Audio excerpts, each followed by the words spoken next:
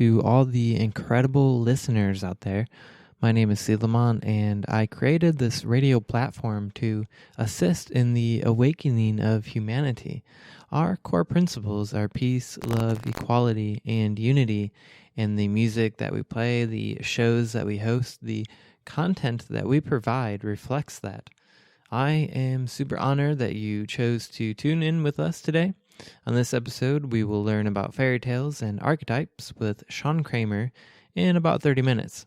After that, since Sean is such a chill host, we will be playing some relaxing and healing music, followed by an hour of awakening music from all genres.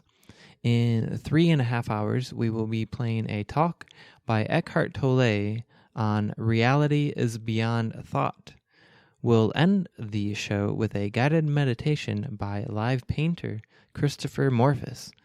If you are listening on demand, you have the special ability to move through the different segments by going to our Spreaker page at spreaker.com. Just search Bring Me to Life Radio, and going to the show's info page for each specific episode, it will give you a list of the different songs that we play, the shows that we do, so you can skip around and re-listen to a specific song or whatever you'd like. If you're listening live, you are so wonderful. I'm thinking of ways to get more people tuned in live, so if you have an idea, leave a comment, and I'd really, really appreciate it. If you enjoy what we're doing and are able to help financially, you can find our Patreon at patreon.com/pbm2l. We do have some nice perks for those who sign up to support us. And the minimum donation is only $1. And I think that might be $1 a month. Even that $1 can be a really huge help when you think about the broadcasting fees and all that good stuff. So you can also help us by sharing this episode on all your favorite social media. Thanks, everybody, for tuning in to Bring Me to Life Radio. For many of us, spirituality is just the quest to find essence or true meaning and to really just connect with a higher consciousness. Welcome to Bring Me to Life Radio. Connecting with your spirituality is very important in this life. By becoming mindful of all of it, you can realize where you are and if that is leading you to where you want to go. Listen to the little simple things, because it's those little simple things that are going to shift you vibrationally in such a way that will prepare you to become very intuitively minded and ready to step forward on the next part of your path. I hope you can feel the love that's inside you, it's inside me, that connects us.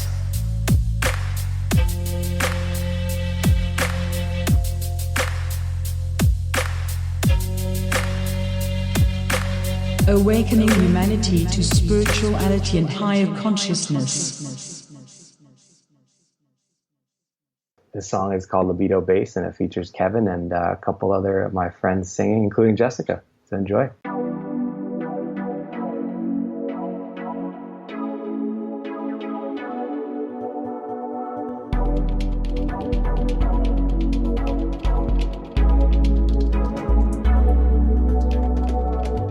How do I express what I feel like? New world, new view, I reveal life. Quite nice if I say so myself. Breathe every breath, now my view is beyond sight. So intense thus far. Growth is immense in the life of a star. All hard as an art for a few. Many do include, but my dreams are a you. My dreams are a you. My dreams are a you. I dream for the truth. It is so on time in this life of mine. I feel so sublime. I know I shine cause my soul's aligned. I don't press rewind. I keep the flow going deep. Water steep, potion green, all too sweet ocean. Me closer, she open. Till I know myself, not selfish, I just know what helps. Not possessive or repose on shelf. Unmolested, so perfected in health. Indeed, so clean, you and me, we new speed, supersede everything free. It's just what it does, and this is what we call love.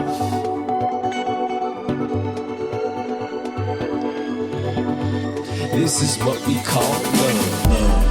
Love, love, love. A little thing called love. Love. Love, love, love. Just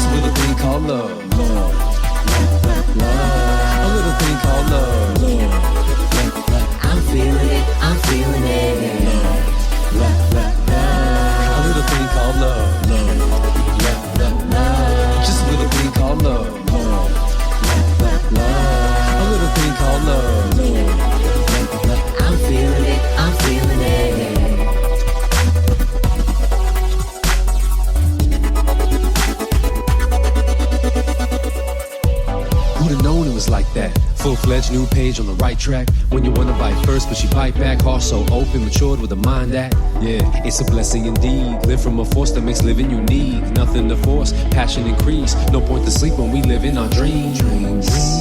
It's alright, in her eyes I reside. It's called life, in her heart I recline. It's all tight, all in the rain or the ride. She shine bright, it's our life, and we live it up. No conditions, just make it a loving cup. Recondition what we thought was. This is what we call love.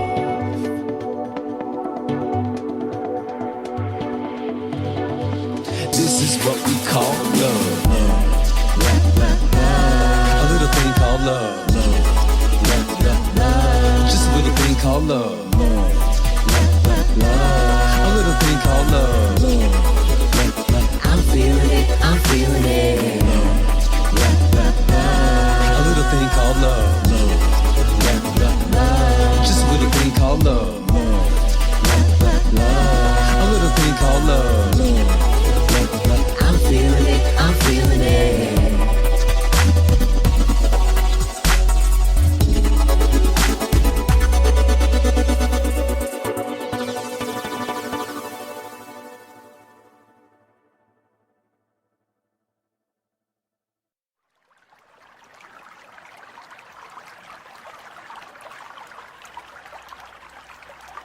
Very beautiful vibration. Vibration. Beautiful vibration. Beautiful very beautiful vibration. Beautiful vibration. Brooklyn, where you at? 2014. Yeah. Yeah. As if you could feel this, instilled mind still reveals the realness.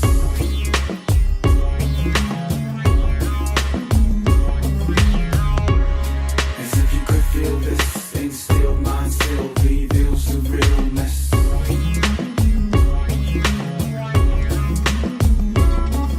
From hilltops and great heights of street dreams and bright lights of billboards and campaigns, it's hiding in plain sight.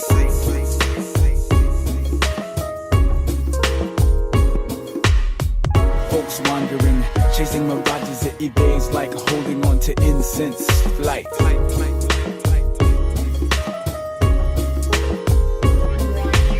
Smoke lifts, I'm reminded of the cooked tins rising as the drama rewinds each night.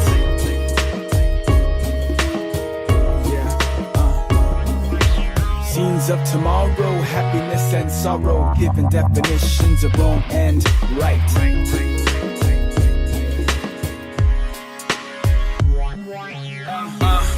As if you could feel this, instilled mind still reveals the realness.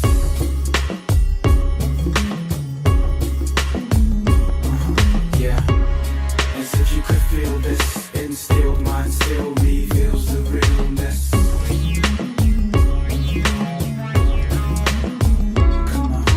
Chilling in the pose, covered in stones. What if it's you who make the jewel so beautiful?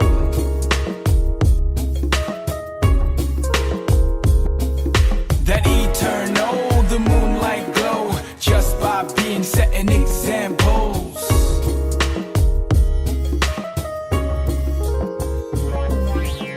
It shines through the fogs and the mist to refine you, the person and the gift. So get ready to give the kind of things that people ain't seen since they wrote in hieroglyphs. Galactic support, a cosmic lift, so we float like the bricks that built the pyramids.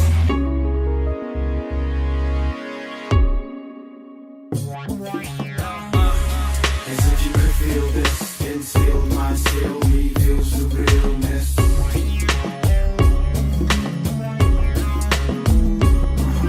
Yeah.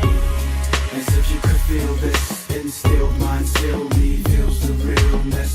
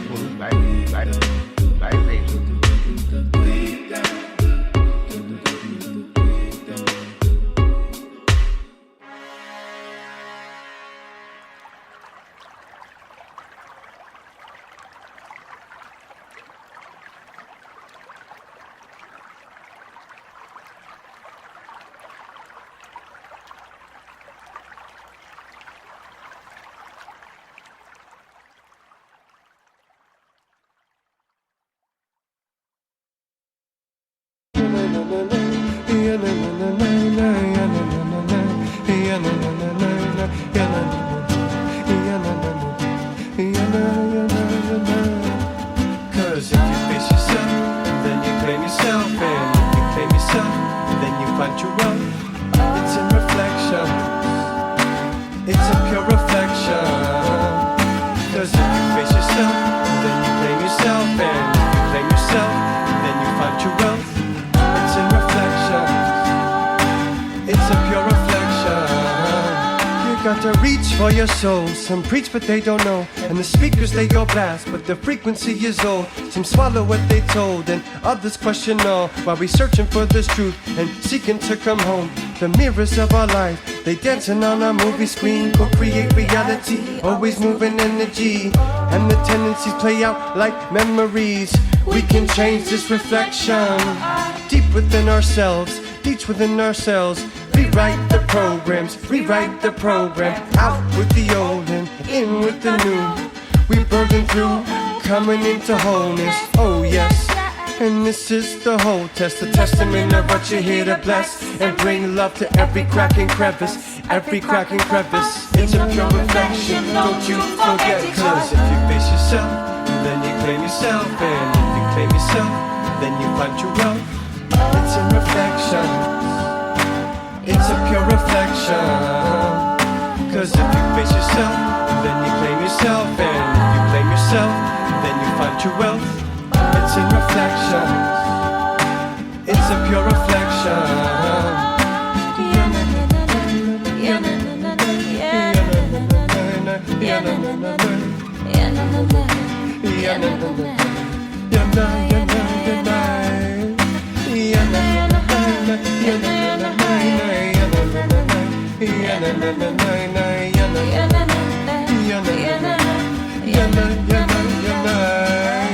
Now open up your eyes, my child. All you see is loving you wildly. Freely it gives, freely to you, freely revives the life in you. Face yourself, I'll remind you of your beauty. Claim yourself, the innocence that you'll see. Find your wealth and use it as you choose. We coming into our collective sovereignty. You are the source of all that you talk about, responsible for this world that you walk about. All that you see is inside of me. Turn it back around and change it so easily. No, you're not the victim, my child. You're the one who came to this whole planet to run wild and revamp the system. See evildoers kiss on. They are your reflection, don't you forget it. Cause if you face yourself, then you claim yourself. And if you claim yourself, then you find true wealth. It's in reflection. It's a pure reflection. Cause if you face yourself, then you claim yourself. And if you claim yourself, then you find true wealth. It's in reflection. It's a pure reflection.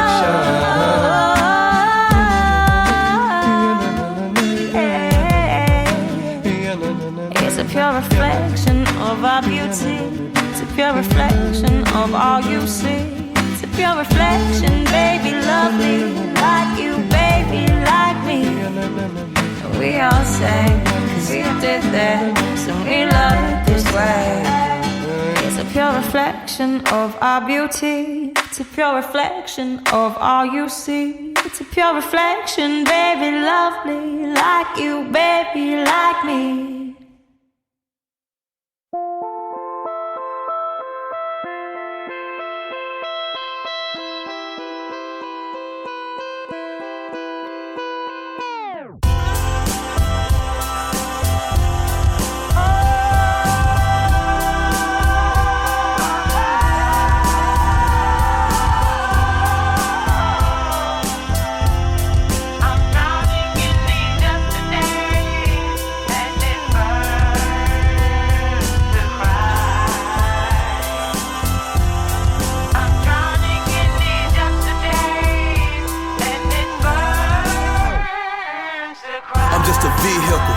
Losing drive, windshield wipers when I choose to cry. But daddy said I can't cause it's forbidden. Mama say if I don't, I ain't living. I lost my granny, I lost my cousin. It seems being strong was all for nothing. Ain't it funny how this thing goes? As I sit on my high horse Django, we search for answers while we crying. My soul screaming, chaotic silence. And all the summers laugh at the notion that it burns when I bleed out the ocean. I'm just a moon crescent, you can't see. Life's a B, but she makes you a G. so G'd up. Wipe the face crystals. Now I'm a stronger person when I face issues. Better brain tissues. They falling out, but let them drop in small amounts. It's gonna hurt, but let it go. Close your eyes and let it flow.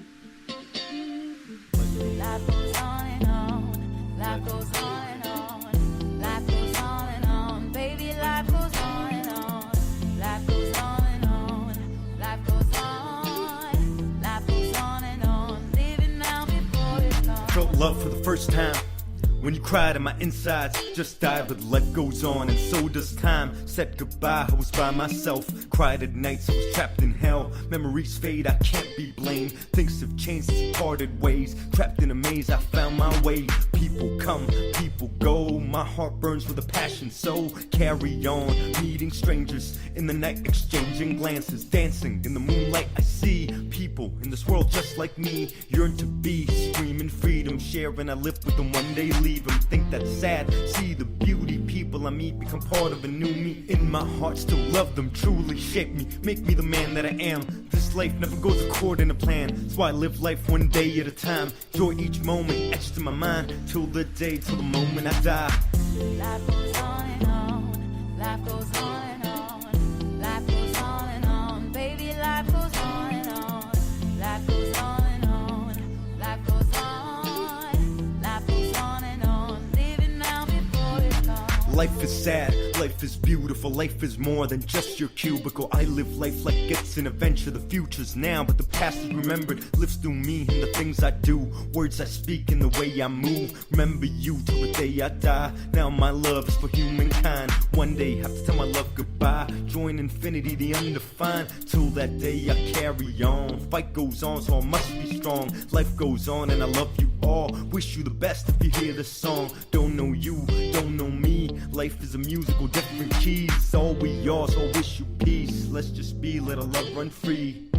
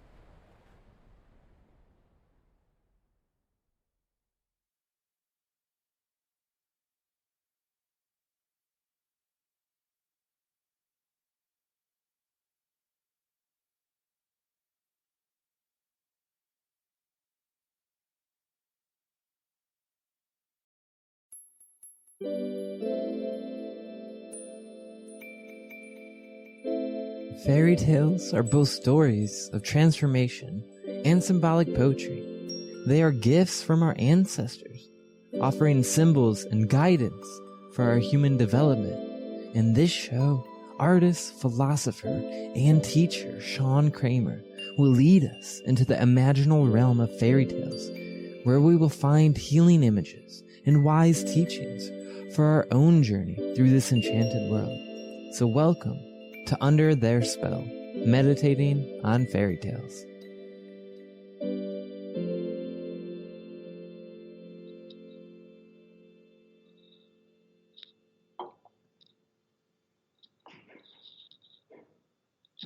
Welcome, everyone.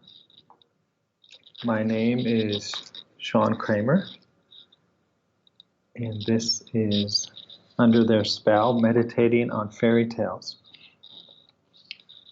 Today's topic, Fairy Tales and Archetypes.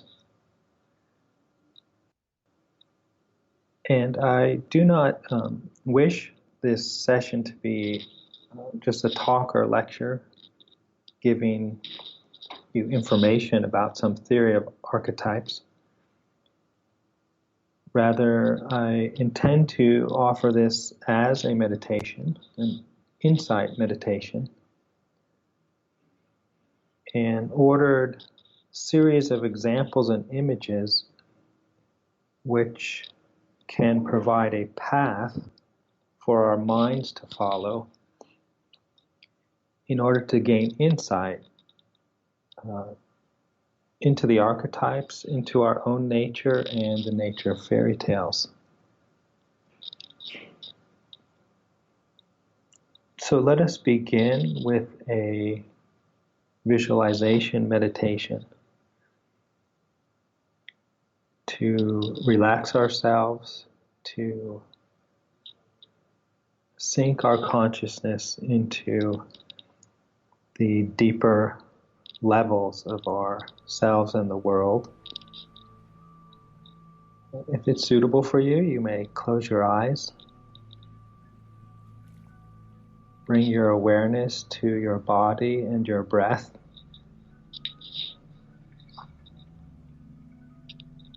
As you breathe in, imagine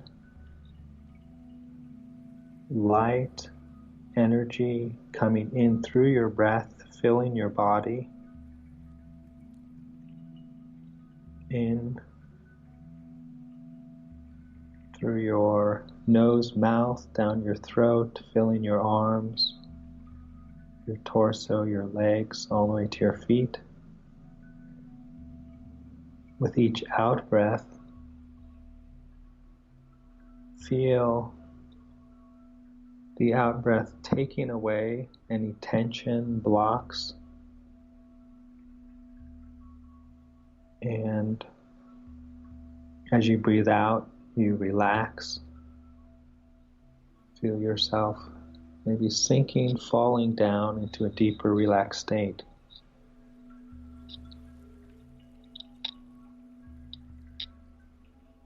Imagine you are walking.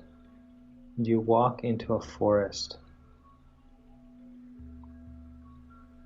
You're walking on a path through the forest, through the trees around you. And as you walk, you start to float. You no longer need to walk or move your legs. You are just floating over the path through the forest. And going off from the path, as you move through, you see other paths veering off in different directions. And they all look similar, the same kind of path, the same pillars of trees. And as you feel inclined, as you're floating down the path through the forest, you can take any of the other paths. You float, move gently, peacefully through these paths, Whenever your feeling or intuition inclines you, you switch off to another path. They're all similar.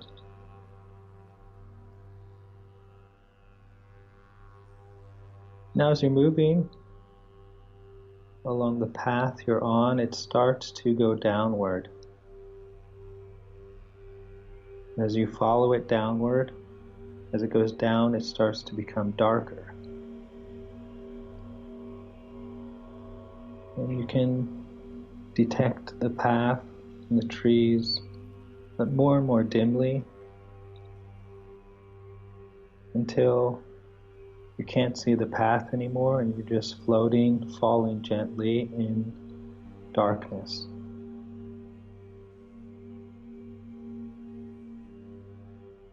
The darkness, peaceful darkness of your own inner world.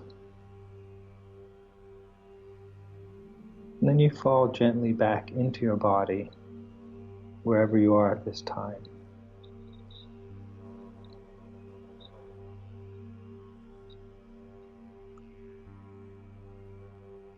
And take a couple deep breaths. And let us begin our journey into the world of archetypes. And this meditation will have two main parts. The first part focused on archetypes, considering some examples that can lead us into more insight into what the archetypes are. And then, in that light, we will look at some of the fairy tales that we've already considered in this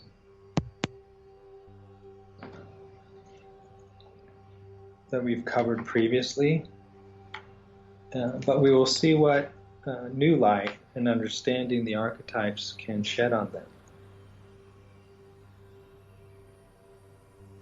So let us begin to meditate on archetypes. And the word archetype has a number of meanings. It's used in a number of different ways. Sometimes it's applied in literature to refer to common character types, such as a hero, heroine, or helper, or even kind of common plot patterns. But here we're going to consider another meaning of the word archetype, a more biological sense, an evolutionary sense. A meaning of the word archetype which is found not only among humans who write literature and stories, but also in animals who do not have literature that we know of. So these archetypes are very deeply rooted in our past evolutionary nature, even going down into matter.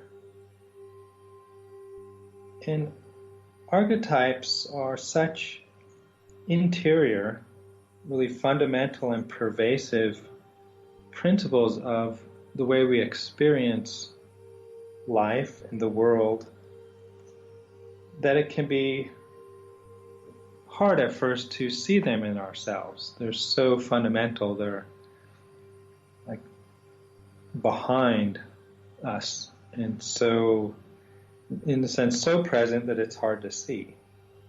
So it can be easier at first maybe to identify them and their activity in other animals besides humans as a way to becoming more aware of them in ourselves. So the first example for us to meditate on is that of birds and shadows. For many birds, a moving shadow, such as the shadow of a hawk or predator, will evoke a fright response. And people have done experiments, even cutting out cardboard and moving it above to cast shadows and seeing which kind of shape evoked this response in the birds. And in the 1930s, some finches were found in South America that had not been around predator birds for hundreds of thousands of years because of their location separation. Way back in the past, they did have predator birds that they had to deal with, but for hundreds of thousands of years, these finches had no predator birds flying above and trying to catch them. And some of these finches were brought to a place where there were birds, hawks. And the first time they saw the shadow of a hawk, they started shrieking. They had never seen a hawk, seen this kind of shadow, nor had their parents, their grandparents, going back for hundreds of thousands of years. The first time they saw it, they started to shriek. There was a memory, genetic coding that had been passed down, had been unconscious to them for all these thousands of years, but was still present in them and ready to be awakened. So when these finches had that emotional response, that shrieking, fright response, they were in their emotions connected with, and in some ways responding to, not just the immediate perception of a shadow.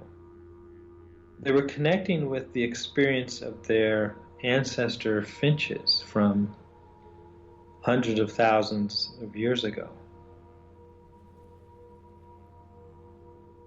So inborn in those finches was some kind of pattern or pattern recognition system by which a certain range of shadow shapes would be experienced as something terrifying, harmful, possibly destructive of their very existence.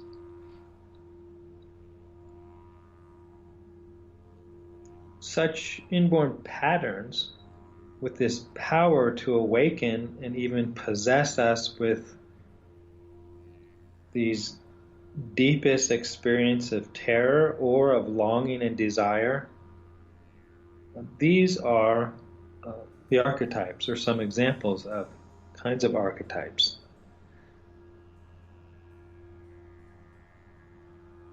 Archetypes, and like fairy tales, are tied into our fears as well as our longings and hopes.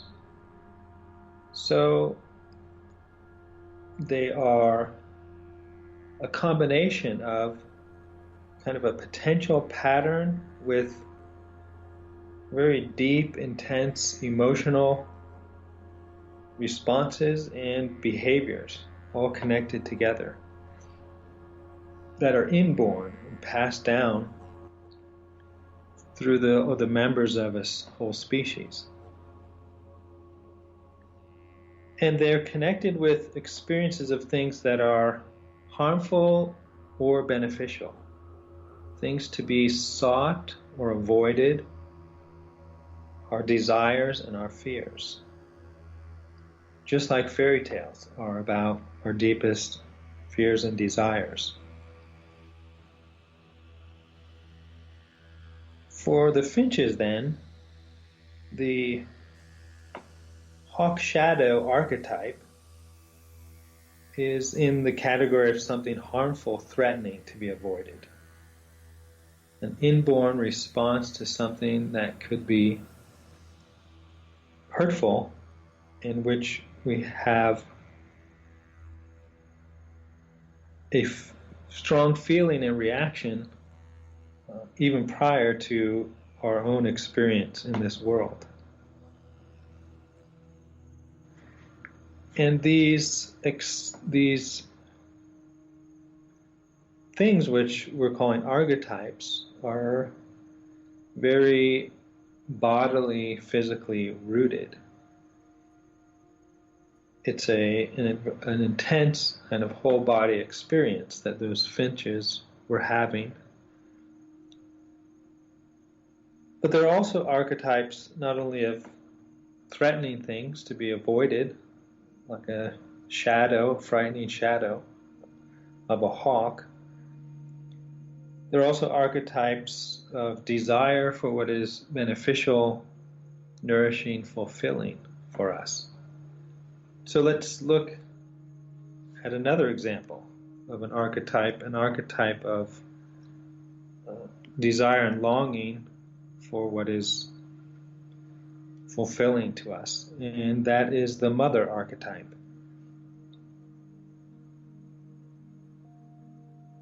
In around the year 1935, the naturalist Konrad Lorenz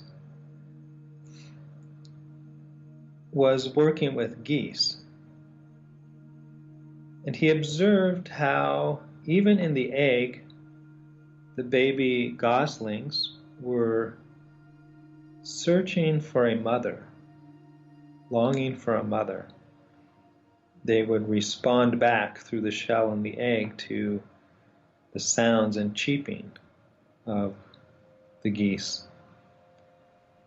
And he found that if he himself was the first living and moving being that these little goslings met after hatching, they would attach themselves to him as to their mother. This meant that they would follow after him, just like you see birds or turkeys with their little babies just running after them and not wanting to be far away. So they would follow after him, Konrad Lorenz, all the time. They would look to him for their nourishment and feeding. They would feel safe when they were near him and become very distressed and frightened if they were separated or too far away from him.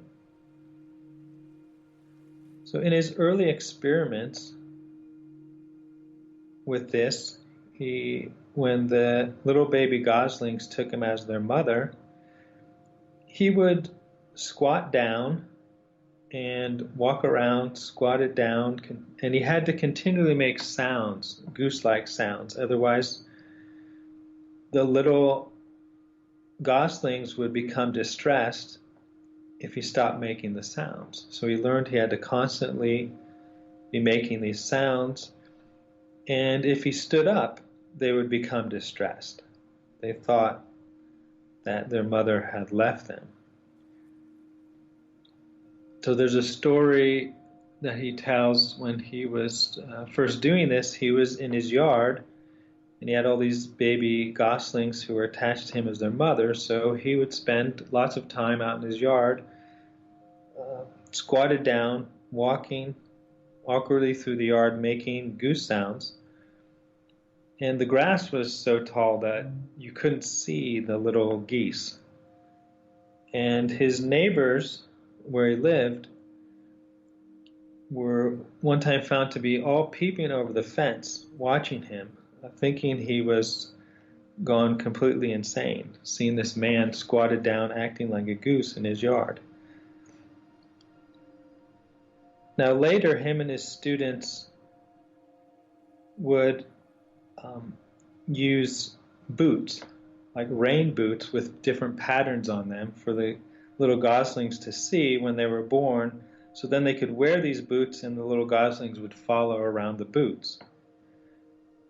Some boots had stripes, some had polka dots, some had zigzags, and if the goslings were attached, and he called this imprinted, they were imprinted to the polka dot boots when they first came out of the shell, they would ever after follow around polka dot boots as their mother and stay as close as they could to it and follow wherever the person went who was wearing that kind of boots.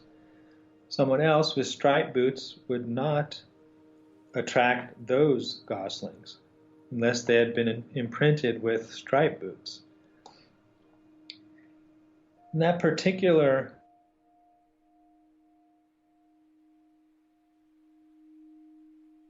an inborn pattern. We could say a kind of a mother pattern that they were looking for in the outer world, in an outer object onto which they could project and attach this pattern or archetype along with all the emotions and behaviors that went along with it. And this inner mother pattern or archetype was generalized. It wasn't one particular thing, but it became, or a specific image, but a general pattern that became specified by the imprinting. Whatever became they experienced and whatever they found to attach this general archetype onto specified their experience of mother. And Carl Jung took the Latin word which meant a braid, to make a braid, like a braid of hair.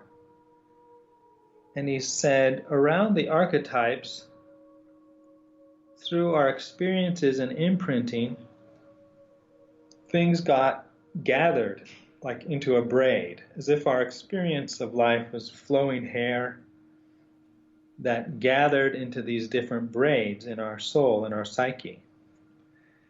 And the Latin word for this braiding was complexus, and so he used the word a complex, but it means a braid. Things that get gathered around the archetype through our experience.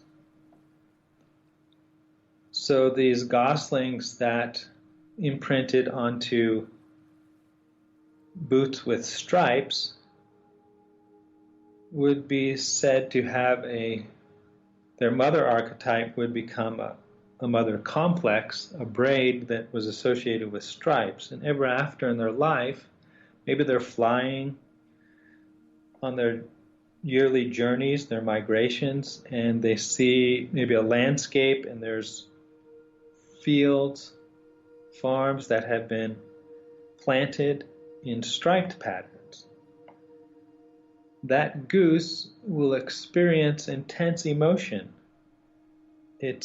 All its feelings for its mother will be reawakened through those stripes. We could say that psychologically they'd say that was his mother complex. That's sometimes used negatively. To say someone has a mother complex sounds like something's wrong with them, but everyone has a braiding or a complex around their mother archetype depending on what their experiences and imprintings were. So there's those two levels, the archetypal inborn level that we're born with as a species, and then our experiences that gather around and specify it, called a braid or a complex. Now, with these birds, when they attach to something as their mother, there became a strong set of emotions and behaviors around whatever that object they imprinted to as their mother. There was a space around it, a kind of a circular radius in which they would feel safe and they could eat and play. And they would want to stay within that radius around the mother object. But outside that space, if they went beyond that sphere, that circular radius, they became very distressed and frightened, would run back into it if they could find it, or feel very distressed, frightened, and over time very distressed and depressed if they remained outside that sphere around the mother. So the world inside the sphere around the mother was experienced as safe and nourishing and life-giving. But the world beyond that sphere was immediately experienced as threatening, stressful, disorienting, lost, a place of possible death.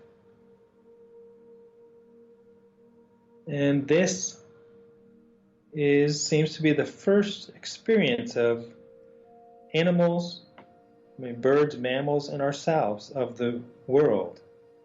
and its space.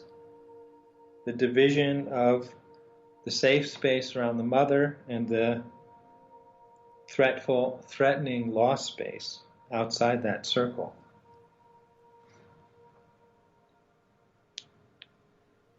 And the first imprint of the mother archetype for an animal determines one's basic orientation or feeling about the world, whether it is a safe world or a threatening world. And one will carry that, can carry that through the rest of their life.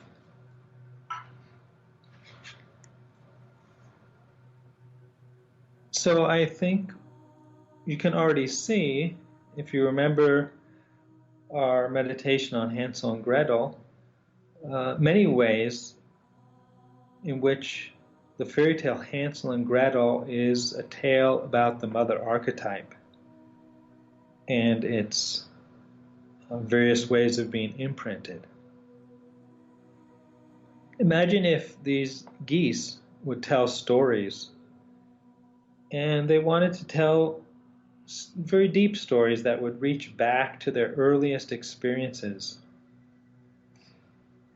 their semi-conscious memories of their development inside the egg and during those first hours of being imprinted, and the days afterward living in relation to whatever they imprinted as their mother. Those stories would be very much like Hansel and Gretel, except instead of human children and parents, it would be little geese and goslings. They would tell a story about feeling at home and safe when they were near the mother and within that sphere of nearness, about feeling lost, threatened, vulnerable when at a distance, and about trying hard and having one aim of getting back home to the mother when they were away. Just like those little birds that follow and become distressed when their mother's too far away.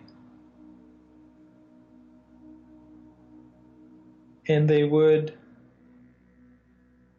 be, when they were away from the mother or had lost their mother, they would be imagining, dreaming images of the mother archetype. When in the outer world, they could not find something that offered to be a carrier of that archetype. And so in Hansel and Gretel, we see that these little children who are left in the forest and their parents leave them and go back home, the children are outside that sphere of their parents, and all they want to do is get back. They try to get back. They do successfully one time. The next time they don't, the birds eat the breadcrumbs and they can't find their way back. There might be more significance there about the birds also then, in this light of birds as creatures who we see making nests and caring for their eggs and hatching their babies. So the little children of Hansel and Gretel, being lost, separated, away from the mother, they, in the forest of their mind, their imagination, and their dreams, the archetype arises and becomes an object of great longing, and they look for the fulfillment of that. They imagine the cake house, the gingerbread house, the place of safety and nourishment and home. And this happens to people who do not find a good object onto which to project and place their mother archetype and all those longings. A man I knew, when I first met him, he was a large, strong man, looked very tough. He looked like the typical Hell's Angel or a bouncer. But as I got to know him, he had inside of him a very frightened little child. And he told me his story that his mother, who gave him birth, was incapable of being a mother, incapable of carrying his mother archetype. She was a drug addict, irresponsible, so he spent a lot of time just left in his crib as a baby, crying for his mother neglecting him, leaving him in the crib, not changing him, not feeding him. So when he was a young boy, about 10 or 11 years old, an older boy took him out and gave him some whiskey for the first time, opened up a whiskey bottle and let him drink from the whiskey bottle. And he said that when he drank it, he felt this warmth going through his body, this great feeling of safety and of mother, of being surrounded and held by his mother. All that he had been longing for, that was rooted in his mother archetype and had not found a response in the world, became projected onto the alcohol, the whiskey. He felt like he had found his mother. And, of course, he became addicted to alcohol for a long time. The Canadian doctor Gabor Mate, who worked a lot with addicts, has some very interesting insights about this and how addictions are not primarily the cause of certain substances. Let me say this is an addictive substance, but they're about the relation of the substance to the individual and their experiences and their biochemistry. And many of them have to do with their experiences of the mother archetype and their imprinting or bad imprinting. So he says that even in the womb, the baby is trying to sense and discover and determine what kind of world it has been incarnated into, whether it's a safe or threatening world. And this is the basic content of the mother archetype, about the world is either safe or threatening. And if the mother is very stressed, such as a single mother who isn't supported, she's going to be very likely quite stressed a lot of the time. The baby is, through the mother's body, determining what kind of world this is, if it's safe or threatening. And if the mother's very stressed, the baby's whole neurobiology and neurochemistry are forming itself for a dangerous, threatening world. And it becomes more habituated to and flooded with stress hormones like cortisol. And that becomes the way its brain and neurochemistry is formed, even in the womb. And then the person feels, as they go through life, apart from the actual circumstances they're in, they feel like they're in a stressful, threatening environment. So they feel stressed, anxious, depressed. And when such a person comes upon and tries a certain drug, maybe alcohol, maybe an opiate, they don't just get high or feel good like another person might. They actually feel normal, like they may never have felt in their entire existence from the womb. They suddenly feel safe, relaxed, less anxious, able to be interested in the world, curious, relate to the world, which they never did before. So they don't just become addicted to, I'd say, getting high, but to being normal, to feeling safe, as they normally do not feel. So the archetypes, like the mother archetype, which the story Hansel and Gretel is a very deep and accurate portrayal of, the archetypes look to the outer world to find something or some person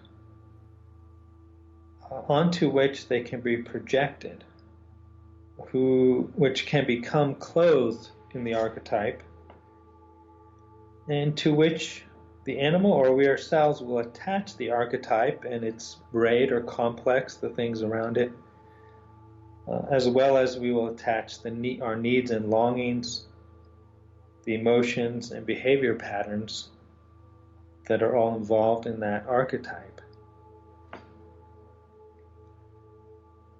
There's an interesting example of some gulls, some bird gulls, whose mother has a red dot on her beak. And when the mother comes to the nest of the baby gulls, they have an inborn response to peck on the red dot. So if a person makes something and puts a red dot on it and puts it near the nest, the little baby birds will automatically peck on it. And when the mother has that red dot pecked upon, her response, inborn response, is to regurgitate her food and to feed the little babies in the nest. So imagine the art, if those gulls grew up and would develop images that move them, they would likely have a lot of art with big red dots. And artists who made paintings with big red dots would attract viewers to galleries and museums.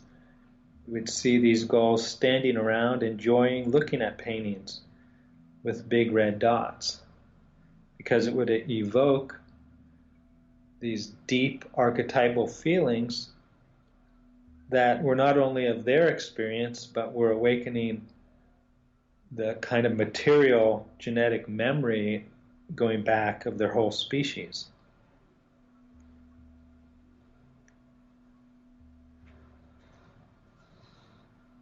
Now let's look at another fairy tale that we've seen before and consider some other aspects of archetypes that it can show us. So let's look at the Frog Prince, which we looked at last time.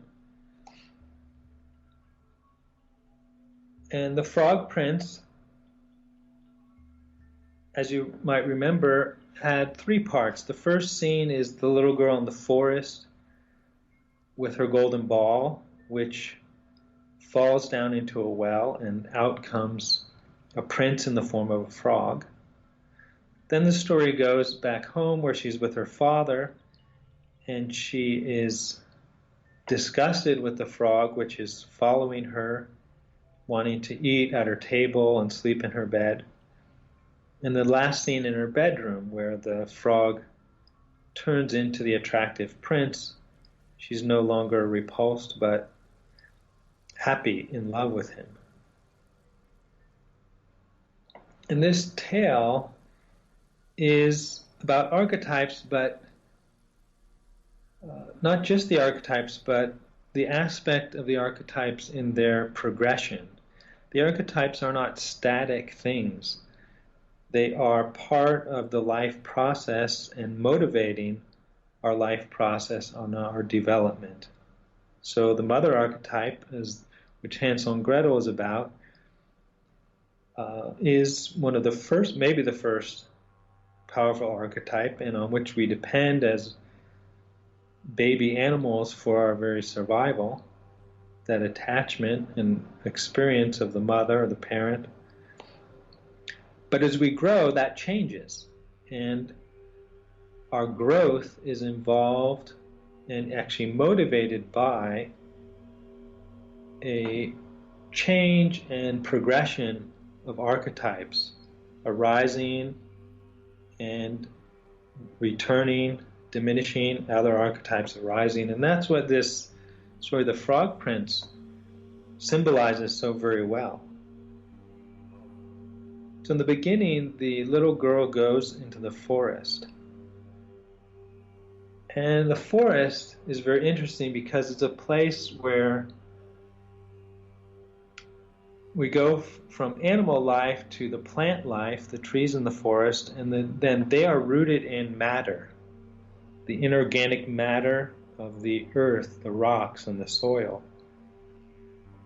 So the girl going into the forest is an image of us going down into that level of our unconscious where life meets the material, the matter, and how the structures of matter, the chemistry, the coding in matter is a foundation for our life and the archetypes. There was in 1997 a biologist took some neural cells from quail embryos and inserted them into chicken embryos. And the chickens were born and they exhibited specific behaviors which were species specific to quails. The chickens sang quail songs and showed certain bobbing head movements that were specific to quails, not to chickens. So those songs and movements were transmitted to the chickens through these neural cells out of the quail embryos, showing the mysterious material foundation and basis or kind of carrier of the archetypes in matter. So the girl goes into the forest where life meets matter. The trees are rooted in the earth. And there she has a golden ball that falls down into the well and perhaps originally came out of the well. When the ball goes down into the well, it sinks down beyond what you can see, and then up out comes a prince, but he's in the form of a frog, but it's the prince. It's her mate, her sexual mating partner, or the image of a mate. It comes out of this realm of the archetypal material memory of the species. So it's a symbol of that changing period of a girl from living in the childhood world of her childhood archetypes, and then changes start happening in her, arising from her material physical level that start to bring forth a new archetype, an archetype symbolized by a prince, an archetype of a sexual partner and mate. So the archetypes through our life change. And the fairy tales are symbolizing often this progression of archetypes that arise, have a period of strong energy and effect for a period of our life, and then maybe sink back into the unconscious, like the ball going back down into the well. And then new archetypes will arise. And when an archetype arises in us, it restructures and rechannels our desires and longings. Just like the girl, her desires and longings were centered on the toy and the ball. But now a new archetype is arising in her soul, and it's restructuring her desires so that there's something new that she's going to desire that is channeling her desires toward further step in her maturation of her as an individual of her particular species. So when an archetype arises, as they continually do through our life, we then search our environment for possible carriers onto which we can project that archetype. So a little child, if they're in a normal growing environment, they spend a period where they're not looking for a mate, they're not aware of sexual mating cues and behaviors. Those just are not part of how they experience the world and the things they notice.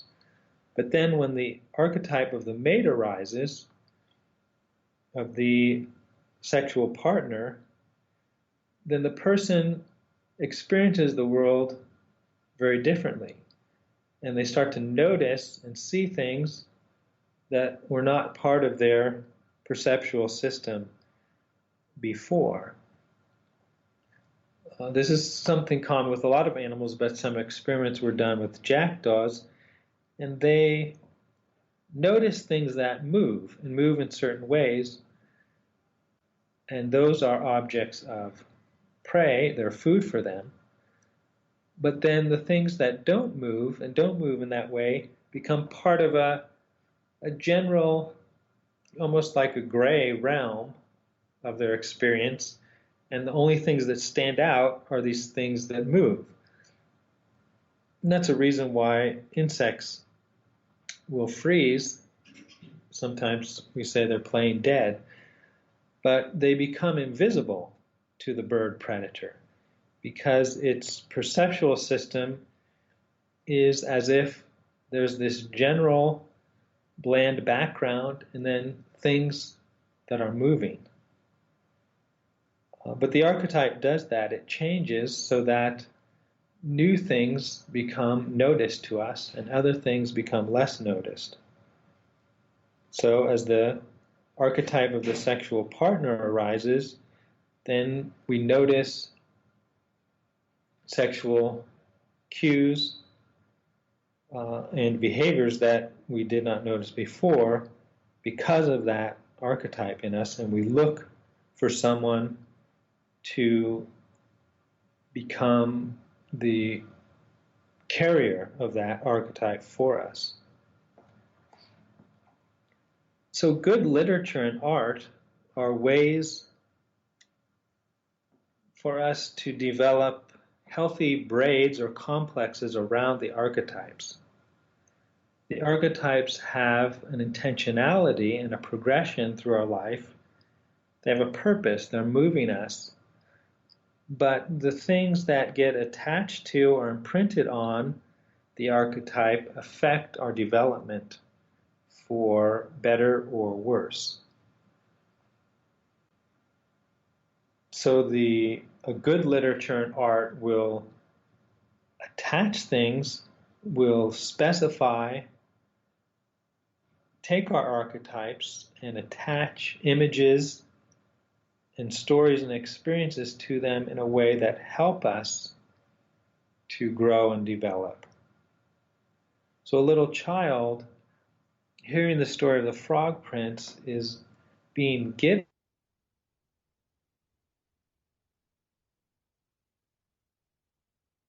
which can be attached to their awakening archetype in a way that will help them reach the intentionality of the archetype. But bad art or literature will do the opposite, will hinder the individual from finding the fulfillment, intended developmental fulfillment of that archetype. And the golden sphere that the girl has could also be a symbol of the whole kind of bundled glow of all the archetypes and their potential that is in the child.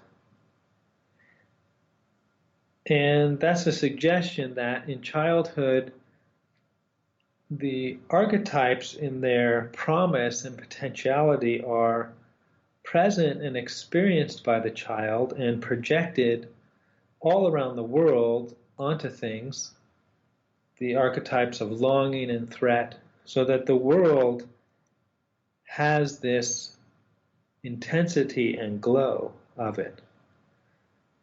But then that bundle of kind of the full archetypes in their fresh potential sinks back down into the unconscious, and then specific archetypes arise out of that in a progressive order that is trying to lead us in our mature development to realize them all.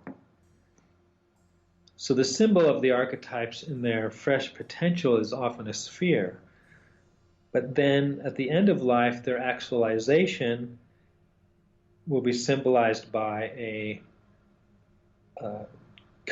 finely cut gemstone or crystal that's faceted, that has been crystallized and faceted and complexified through our experience, but beautifully perfected.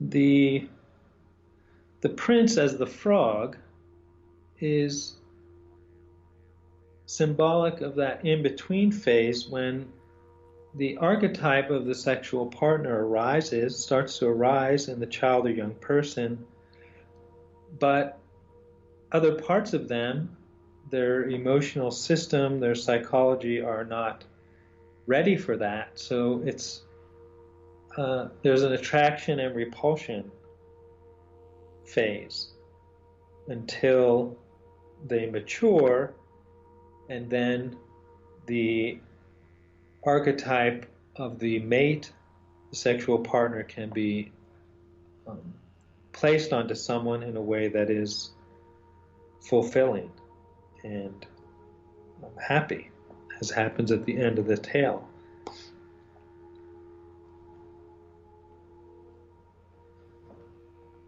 So the archetypes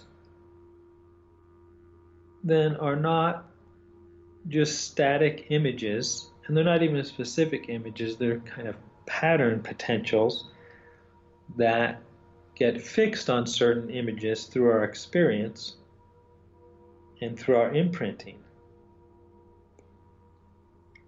And as we go through life, we go through phases where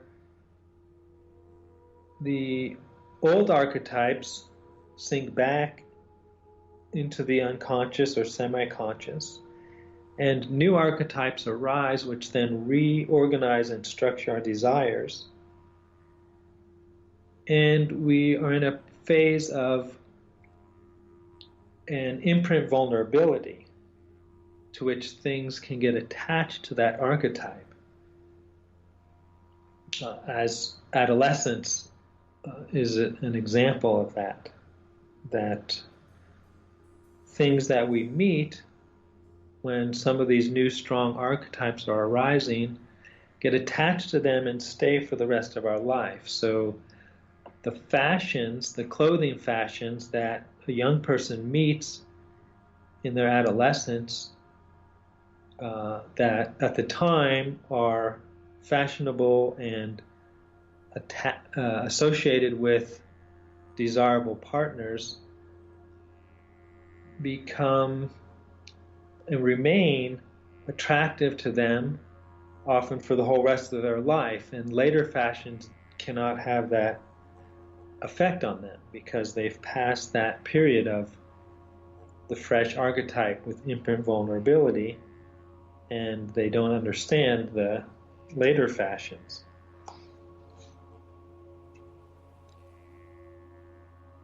So let me conclude this meditation on fairy tales and archetypes, which the topics will continue in our further meditations. We'll go more deep into them, but I wanted to lay some foundations, some basic insights. But let me finish by making a connection between fairy tales and dreams through the archetypes. People recognize that fairy tales and dreams have a lot of similarities. Fairy tales seem like dreams, and dreams can seem like fairy tales. And one reason is that at night, one thing that is happening is we are going back into the forest, into those deeper levels of ourselves, where the archetypes are, in the deep levels of our soul and our body, our genetic coding. And our dreams are a natural process of trying to connect, integrate, and relate our own personal experience of life as an individual with that whole material genetic memory of the species that is housed deep in our body and our psyche.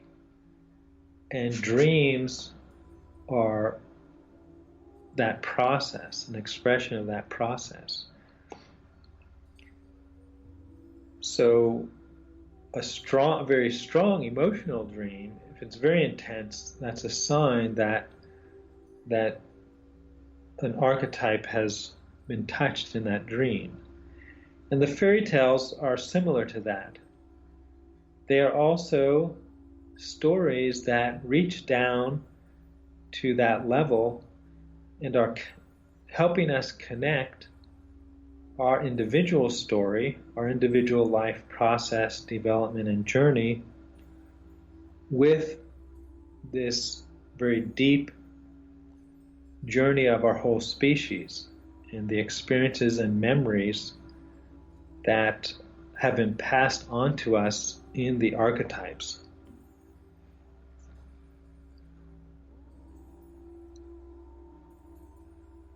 So is Selamon, are you there? Do we have any comments or questions?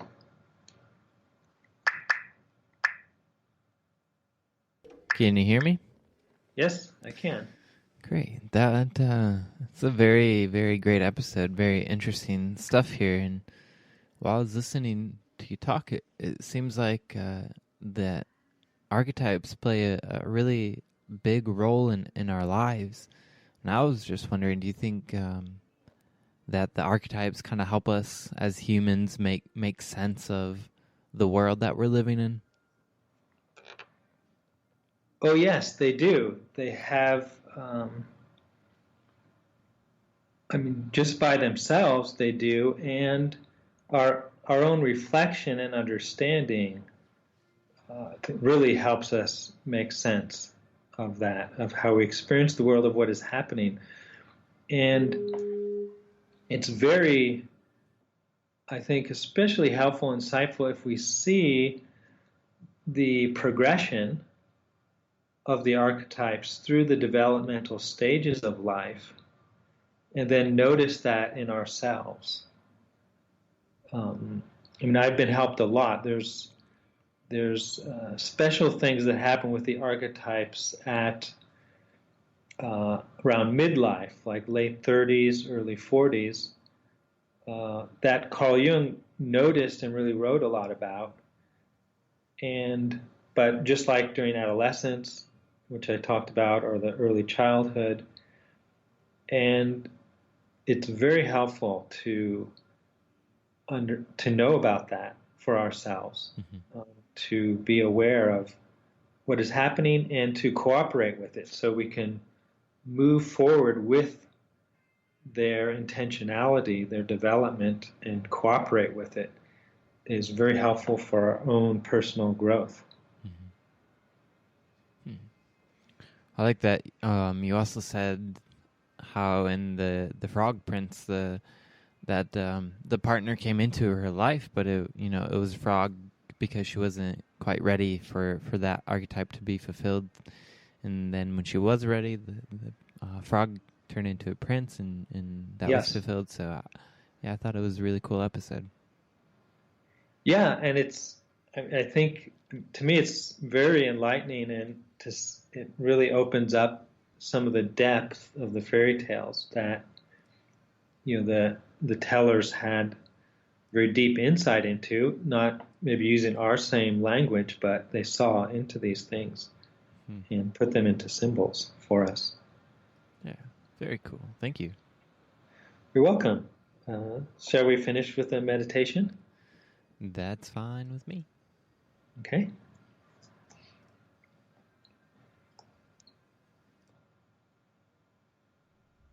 So let us use our breath to carry us into our inner being, our inner psyche, our connection with our bodies. And move your awareness to your center, your solar plexus, your third chakra around your belly. And imagine, feel the energy there, like a sun, burning, glowing, radiating. And imagine and feel that energy going down through your legs into the earth, into the material matrix of the universe, and connecting with that, all the depths, mystery, and power that we are part of, the whole history of the universe, ourselves, our species, and draw from that energy into your body. And then imagine the energy from your center going up through the top of your head, up through the sky, out into space, and connecting with the spiritual beings who are guiding us through these archetypes toward the evolutionary fulfillment of ourselves, the species, and the universe, and draw that down into yourself.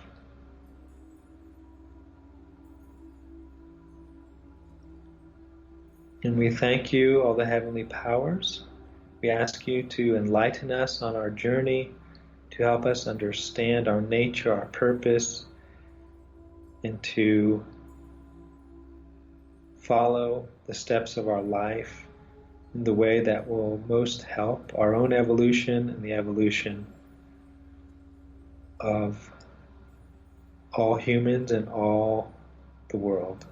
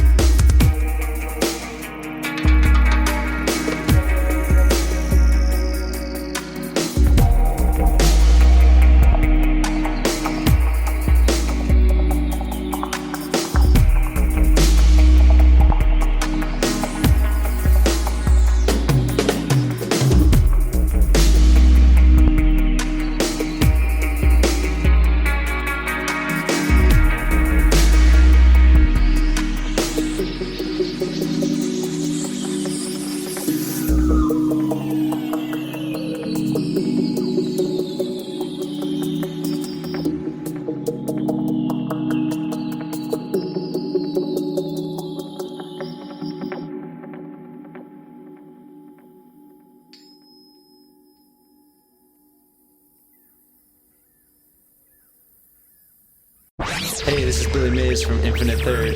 You're listening to Bring Me to Life Radio.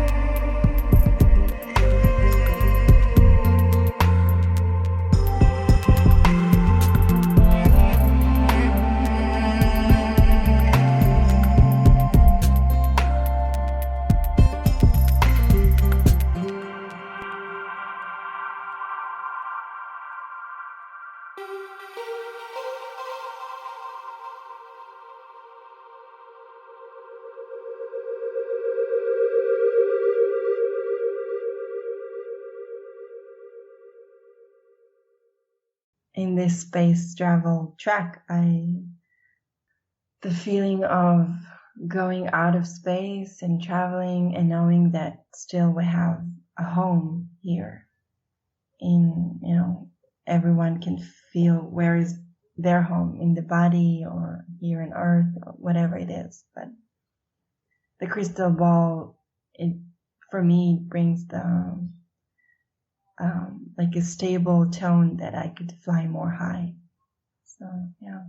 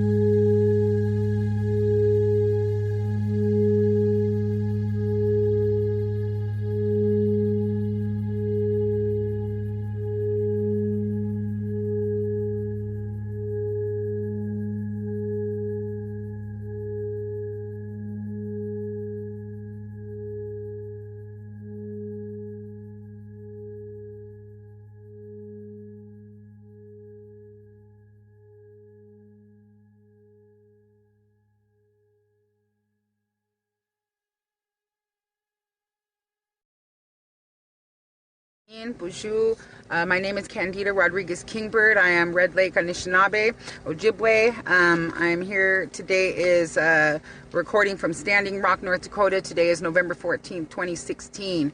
New developments. We have had aircraft flying over our camp for several days, different kinds of small charter planes and what looks appears to be helicopters, coming through at night. They mostly come at night and they have their lights off, which is dangerous to other aircraft. They're using this space illegally. They don't have any permits or permission to be using the airspace above federal tribal lands, so they're breaking the law to begin with. Last night, the new development was that there was an aircraft flying over our encampment from approximately 1:40 a.m. till about 2:20 a.m. this morning. Every 2 minutes on the dot, they were encircling the circumference of our camp and doing what we believe to be spraying chemical agents down on top of us.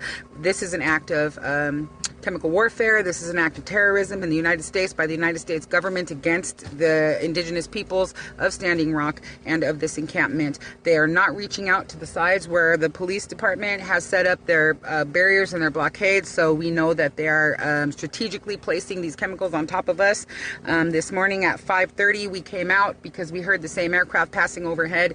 It was verified to be a crop duster, and on the underbelly side of it, under each wing, there were 2 hoses which they use to spray down agriculture and poisons on top of different harvests that they're growing and stuff like that. So this is an act of terrorism. We're not going to stop. We're not going to stop. We're not going to stop.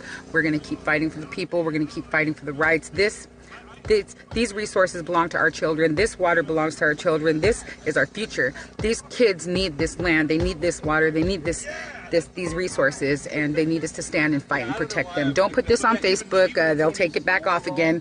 But do share this with family. Talk to your family about this. Talk to your friends about this. Spread the news out there. Let them know this is an act of genocide from the U.S. government. This is a terroristic attack.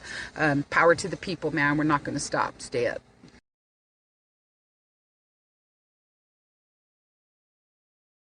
One is compassion, and the other is insight into the radical interdependence of all phenomena. And you need both, he said. You need the compassion because that provides the fuel to move you out where you need to be, to do what you need to do. It means not being afraid of the suffering of your world. And when you're not afraid to be with that pain, then nothing can stop you. You can be and do what you're meant to. But by itself, he said, that implement is very hot. It can burn you out. So you need the other. That other tool, the insight into the radical interconnectivity at the heart of existence. The web of life, our deep ecology.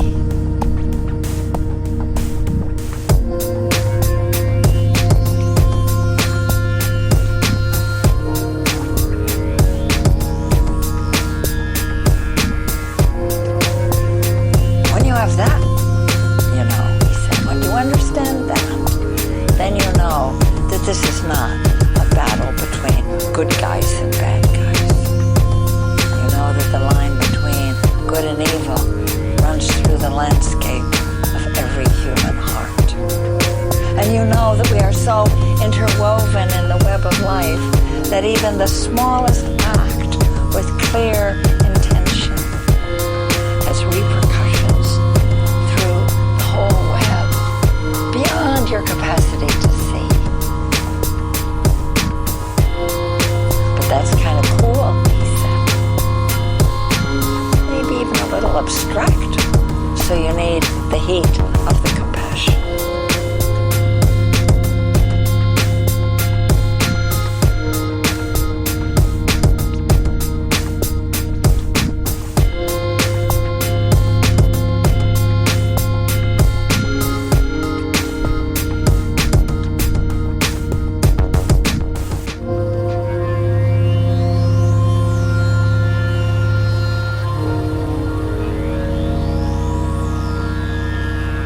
So you need the heat of the compassion.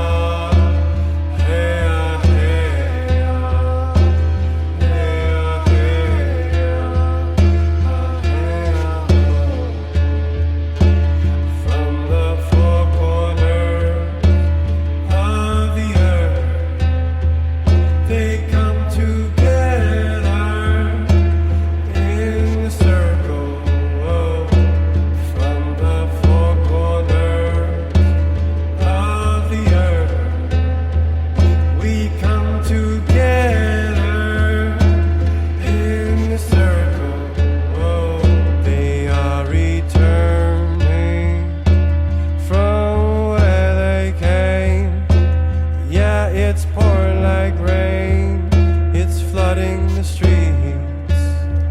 They're coming through, plain in view and sight, but inside, oh, so bright.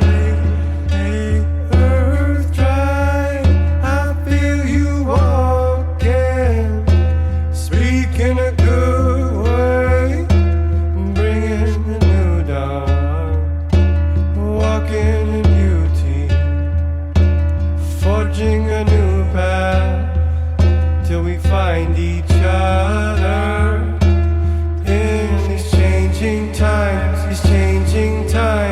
catalyzed, oh, catalyzed, oh, catalyzed, oh,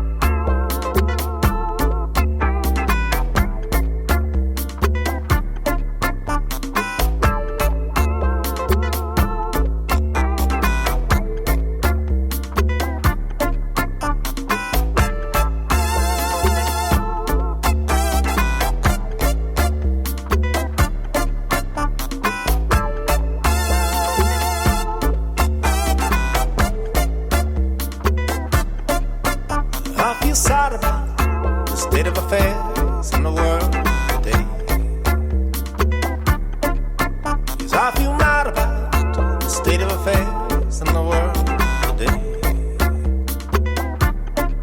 Too much deception coming through your internet connection. The illusion of selection in this farce of an election. There's too much brutality, this us and them mentality, cowardice. When a minor technicality becomes an innocent fatality. Oh, I feel sad about the state of affairs in the world today. Yes, I feel mad about the state of affairs in the world today. I feel an urgency, a sense an evil with the tide. This is not the liberty for which our fathers died. There's smoke before the fire, and my head's getting hot. We've already jumped the fryer, this is the kettle pot. Yes, I feel sad about the state of affairs in the world today. Oh, I feel mad about the state of affairs in the world today. Sad about, mad about, sad about, mad about, sad about, mad about. Yes, I feel sad about, mad about, sad about, mad about, sad about, mad about, sad about. Sad about, mad about, sad about, mad about, sad about, mad about.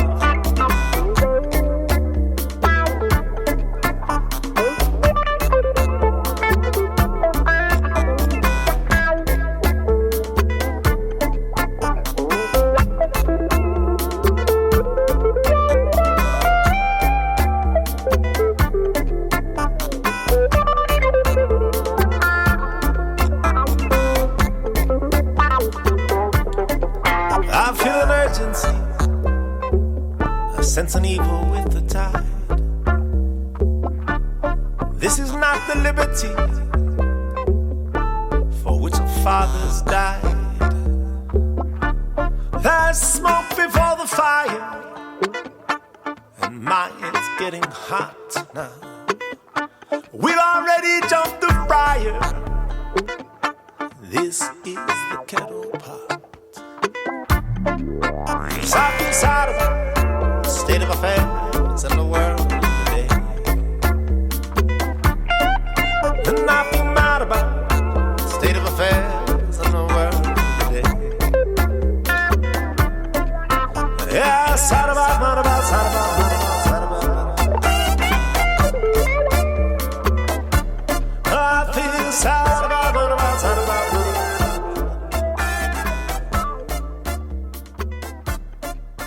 World's going mad about, sad about, mad about.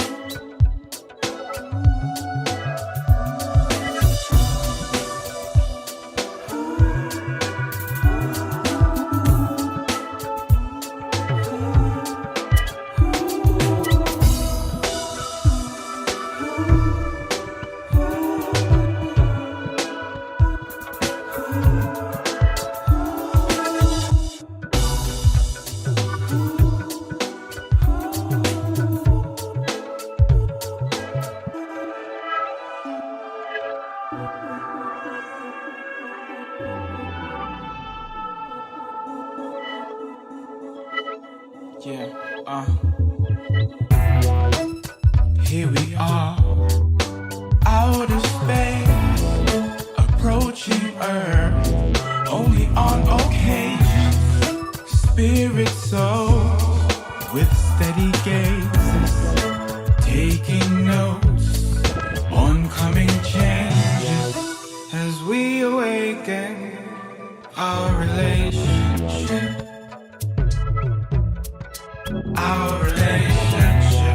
as we awaken our relationship, to be awake, to feel awake.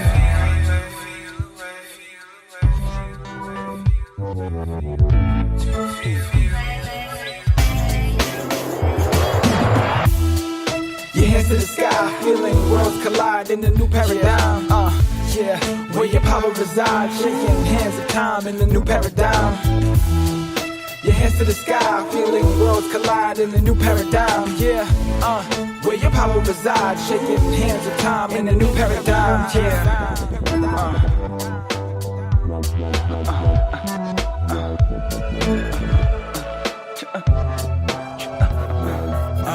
All aboard, the ship's leaving shore. Destination is the depths of your core. The green scenery, that city concrete. Beauty and the beast, these beats will transport. Lest you be unsure. The soul strums the chords and bypass the mind that sometimes distorts. The stars will inform with cosmic things. We build rapport, priceless dreams which we can't afford. That old paradigm dismiss and abort.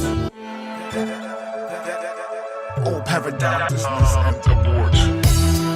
Your hands to the sky, feeling worlds collide in the new paradigm. Yeah, where your power resides, shaking hands of time in the new paradigm. Let's go. Your hands to the sky, feeling worlds collide in the new paradigm. Yeah, where your power resides, shaking hands of time in the new paradigm.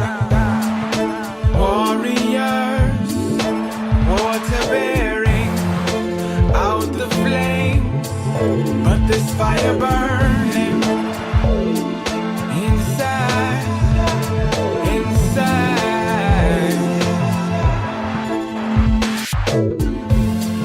You're never alone. No, never ever. In pain or pleasure, where is home? Now is the time.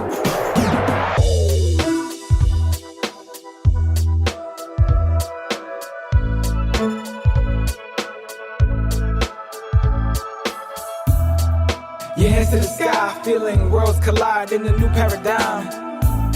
Where your power resides, shaking hands of time in the new paradigm. Your hands to the sky, feeling worlds collide in a new paradigm. Where your power resides, shaking hands of time in the new paradigm.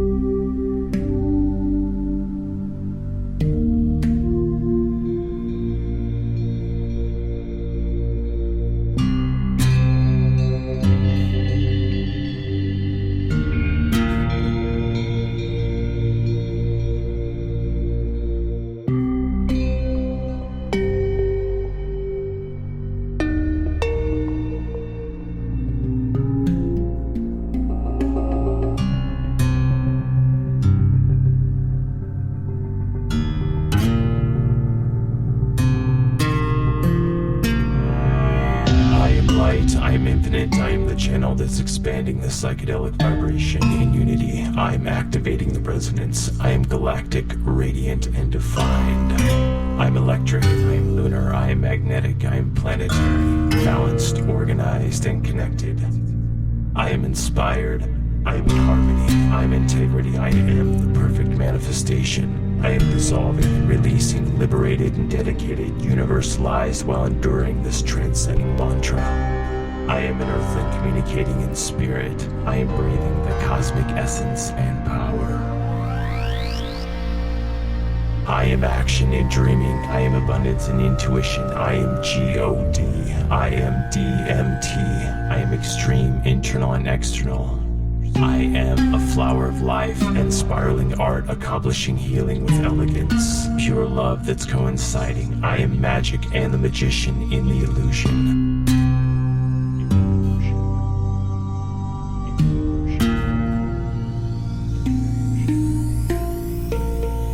I am exploring space and time, waking life, vivid and enchanting the timelessness of incomplete infinite design. I am alien, I am human, I am receptive, I am vision and energy, I am mindful, questioning and answering, I am fearless and intelligent evolution. I am opening my third eye to the unseen vision, translating synchronicity, reflecting endlessness, order and chaos. I am the Tao, crystallized in self-generation, affirming that I am enlightened, I am a tone, I am a color, I am electronic, lunar, and solar, opposite and polar. I am liberated, I am perfect and pulsing, I am realizing that I am the one, because the one are all. I am form in the infinite nothing that becomes the everything. I am the divine spirit that harmonizes with the laws, projecting the digital, the tool of experiencing desire, finding ecstasy in process. I am me. We are you.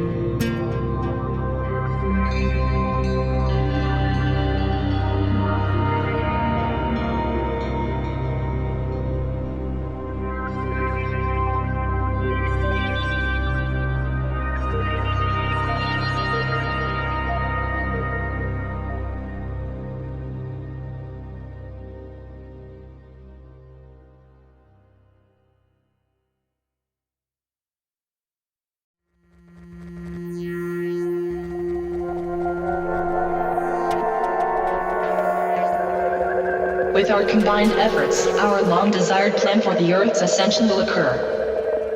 This is a multi-dimensional process.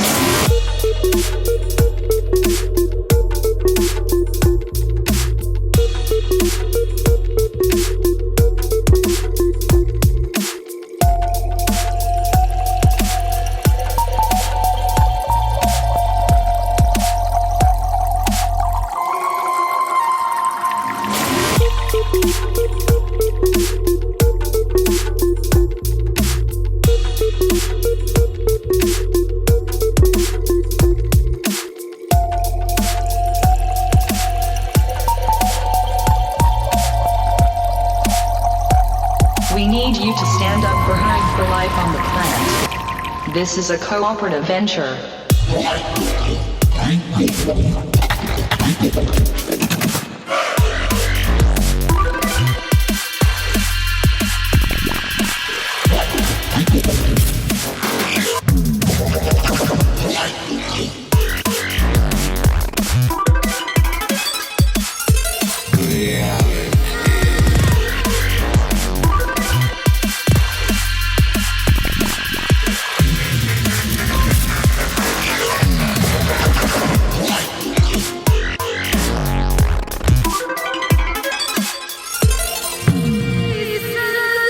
This is a multi-dimensional process.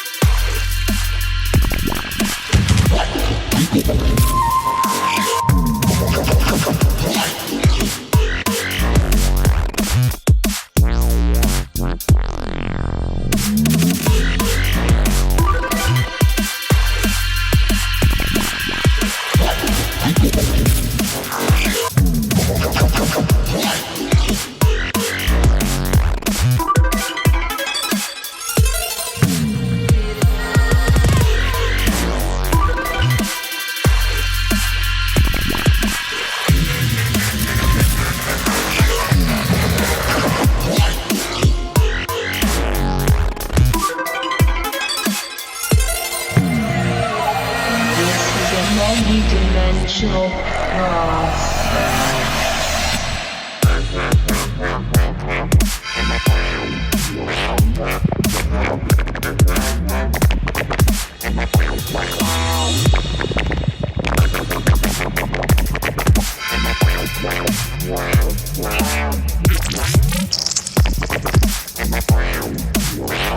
We send our love.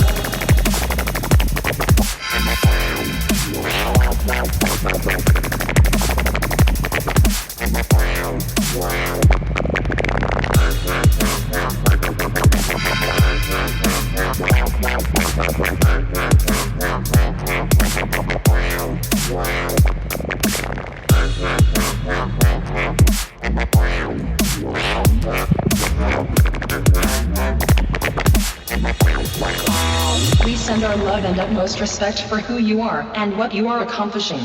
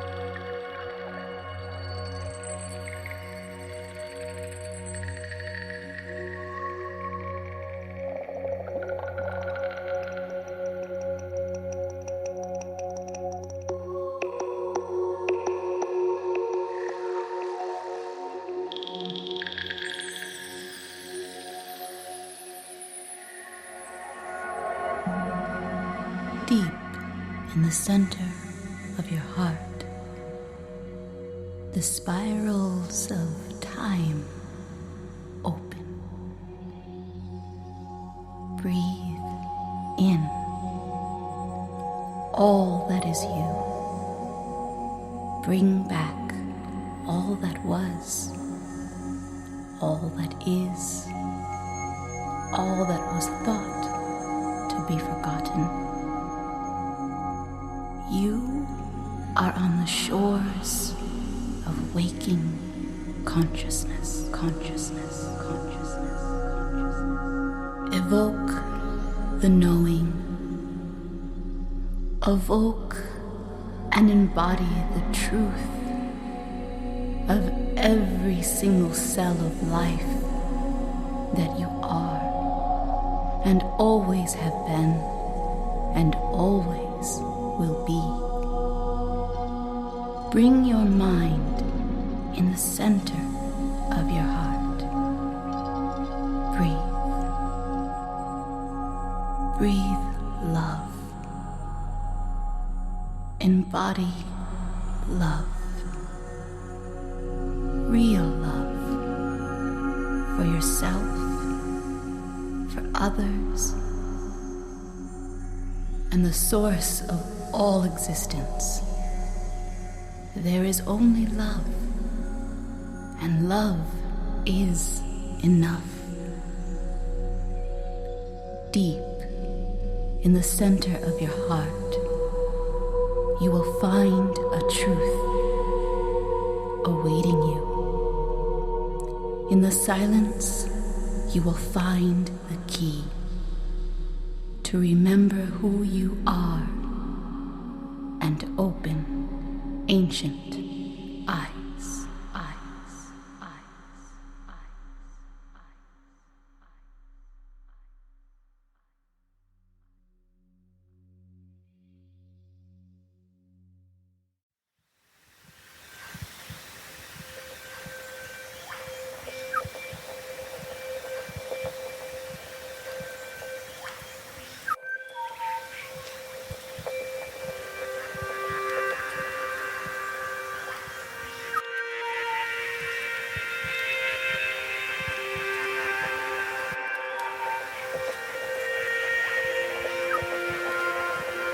Everything is spiritual.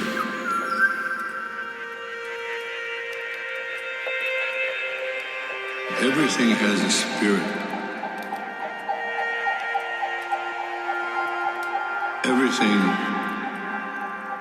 Everything was brought to you by the Creator. The one Creator. Some people call him God. Some people call him Buddha. Some people call him Allah. Some people call him other names. We call him Tonkashila, grandfather.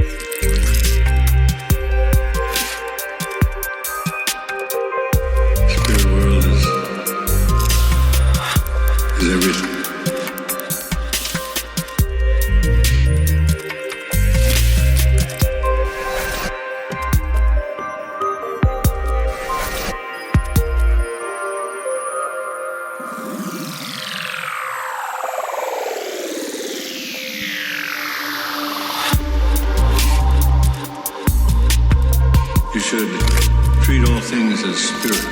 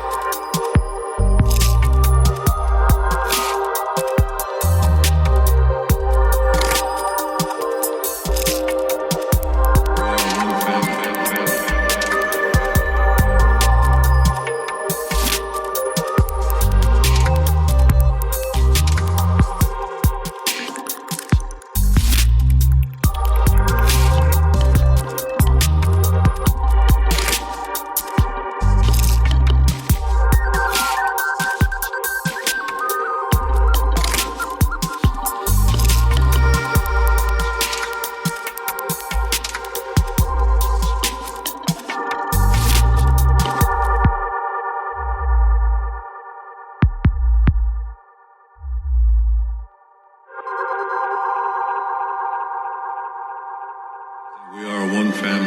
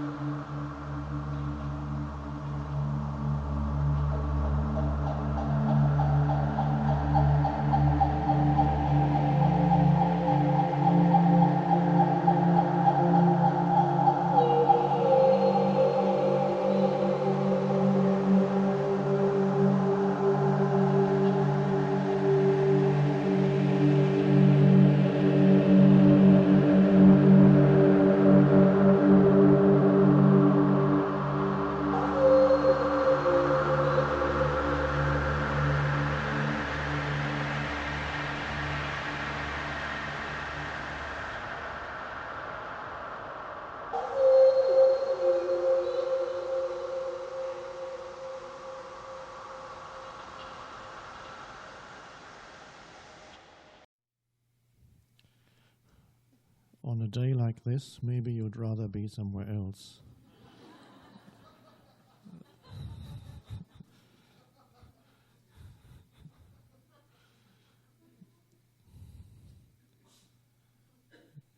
If the weather weren't so wonderful, I would be happy to be here in this now, but it's so nice out there.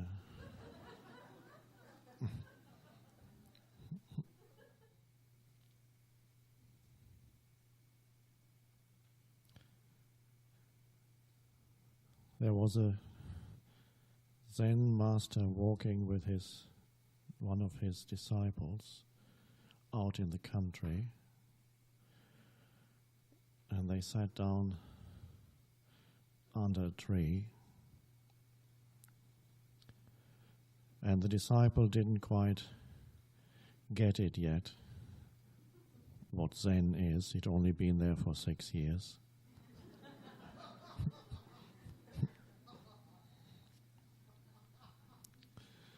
So the master was sitting there just being, watching, listening. And the disciple was thinking. And then he said, Master, I've been thinking, how do I enter Zen? The question means, how do I enter the state of consciousness that is Zen? And there was a long silence before the master said anything. And then the master raised his finger and said, can you hear the sound of that mountain stream? And the disciple said, he at first couldn't hear anything, and then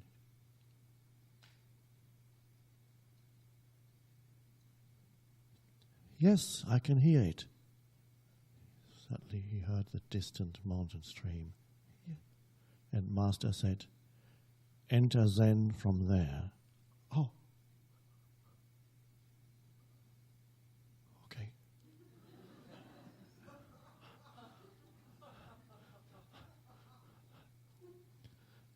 And for just a little while, the disciple was there, attentive, alert, listening. And then, a few minutes later, the face of the disciple changed again from the openness to, Master, I've been thinking, now what if I had said, no, I can't hear the mountain stream? What would you have said then?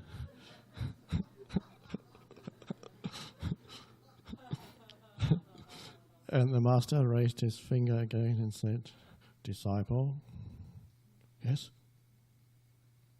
Enter Zen from there.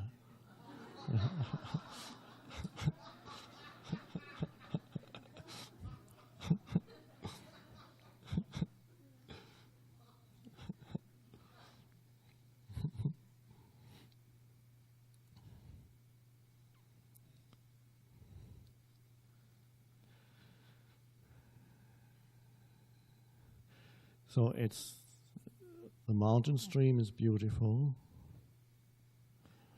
More beautiful and deeper is the state of consciousness. If he hadn't heard the mountain stream, it would have been the same. He would have been in the state of alert attention and might have said, I can hear nothing. And the master says, enter Zen from there.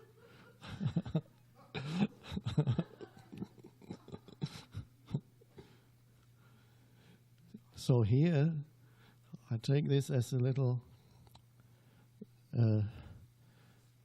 signpost, teaching story, for you also to work with sound here, because there are beautiful sounds here in this place, and to be attentive to the sounds that you hear.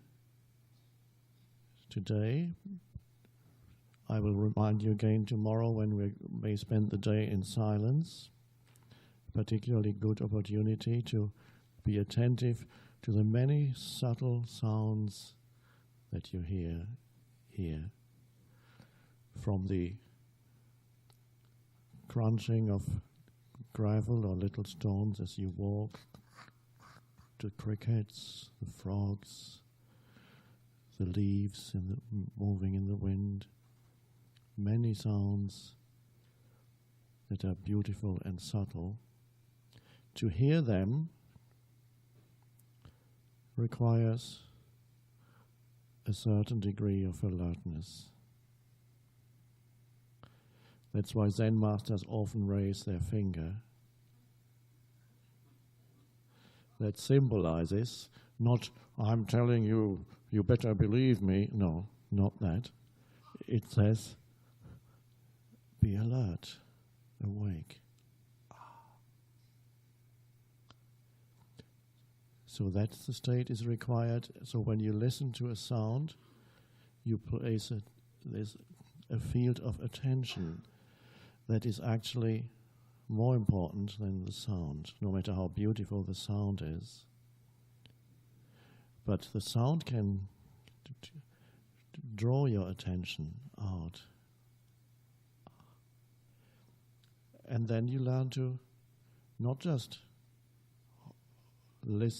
hear the sound and then immediately label it and then are done with it, but stay a while and remain attentive to that sound, or it might be a sequence of sounds if it's crickets or birds. Be attentive and remain there and let the sound be there.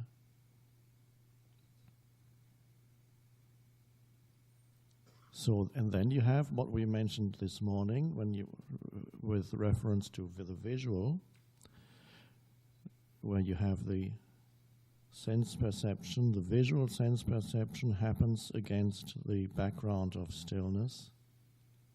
And now also the auditory sense perception happens also in the field of stillness, or against the background of stillness. So to every sense perception, there is a background. We could also call it the ground. In ordinary consciousness, humans are not aware of the ground, which is awareness, the background, the entire substratum, to use a term from geology. So as you listen to the sound, which is in the foreground of your consciousness, you're also aware of the background. And the background is very hard to describe in any way because it is not something. The sound is something. And as it is something, it is born and eventually it dies. The background is not born and dies. It's always there, unchanging. So you are lost in a surface world of external appearances and things when you do not know that dimension, the background dimension, that could also be called the unmanifested. But I'm using a somewhat different pointer, some pointers can be more helpful to certain people. So there is the background, and to see that as you sit, stand, lie, you listen, there's the sound. Do I have a bell here?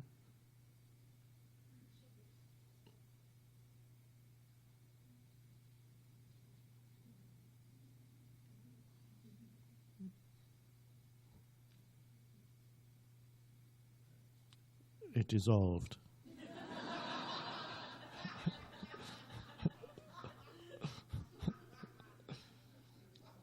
I wanted to demonstrate how a sound comes into being and then goes out of existence, slowly fades out. But we have something even better. The entire bell has faded out of existence.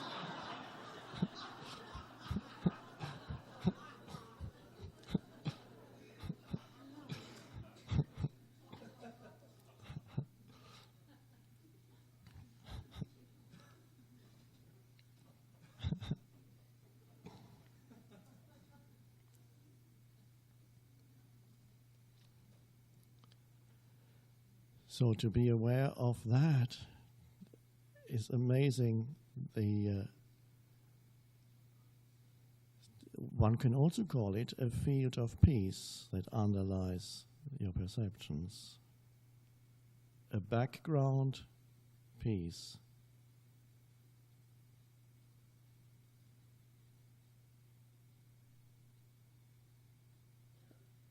And imagine having that background peace in human interactions.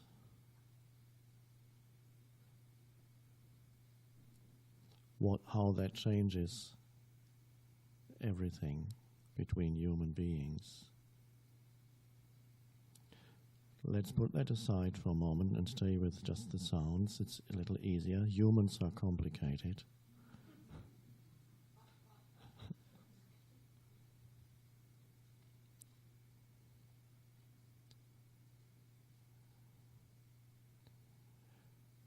And you will notice that when you fall back into the dream state of being identified with the stream of thinking, all the subtle sounds around you, you don't even notice. You don't hear them. Your attention is elsewhere. Your attention, your consciousness, is being absorbed by thought continuously. There isn't much left for anything else. There isn't also much left for creativity or anything new to come in. It's all repetitive.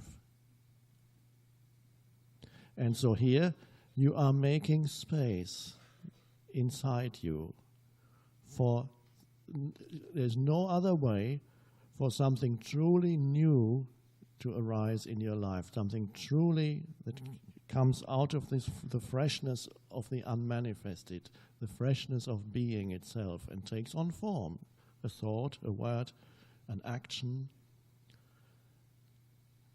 some creation, perhaps a work of art, a work of this or that, or simply a way of being with others that has a different quality than the normal way of being with others. So that's the only way something truly new can come in, because no matter how your life changes on the surface, it's not a true change. You could, if your bank account is empty now and you win $10 million, on the external level things will change, but that's not very much. The same set of problems that you have now, or very similar one, will arise again. The fear of not enough is not going to go away, perhaps for a few weeks. And again, it might become magnified because you have a bigger scenario for you to play out your drama. And if you're rich and famous, then they can write about you and your drama. That's all. And it looks bigger, but it's just like everybody else's. It's just when the drama is played out between the two famous actors in a mansion, it looks interesting. It's not interesting at all. It's the same drama that happens everywhere else, and there's nothing new. It's repetitive. And then they get a divorce and marry somebody else, and it starts again. So for something truly new to arise, you need to find, not create as such, because it's already there. You need to find, one could say, that dimension of space. One could say you have to make space, yes. In one way, that's the space already wants to come through, the spatial consciousness. In another, one could say it requires your cooperation. You have to make room. Then it's a beautiful, more harmonious emergence. If it pushes, it wants to come through, and there's a heavy egoic structure, it may still come through, but it has to create havoc in your life first, because the shell has to break.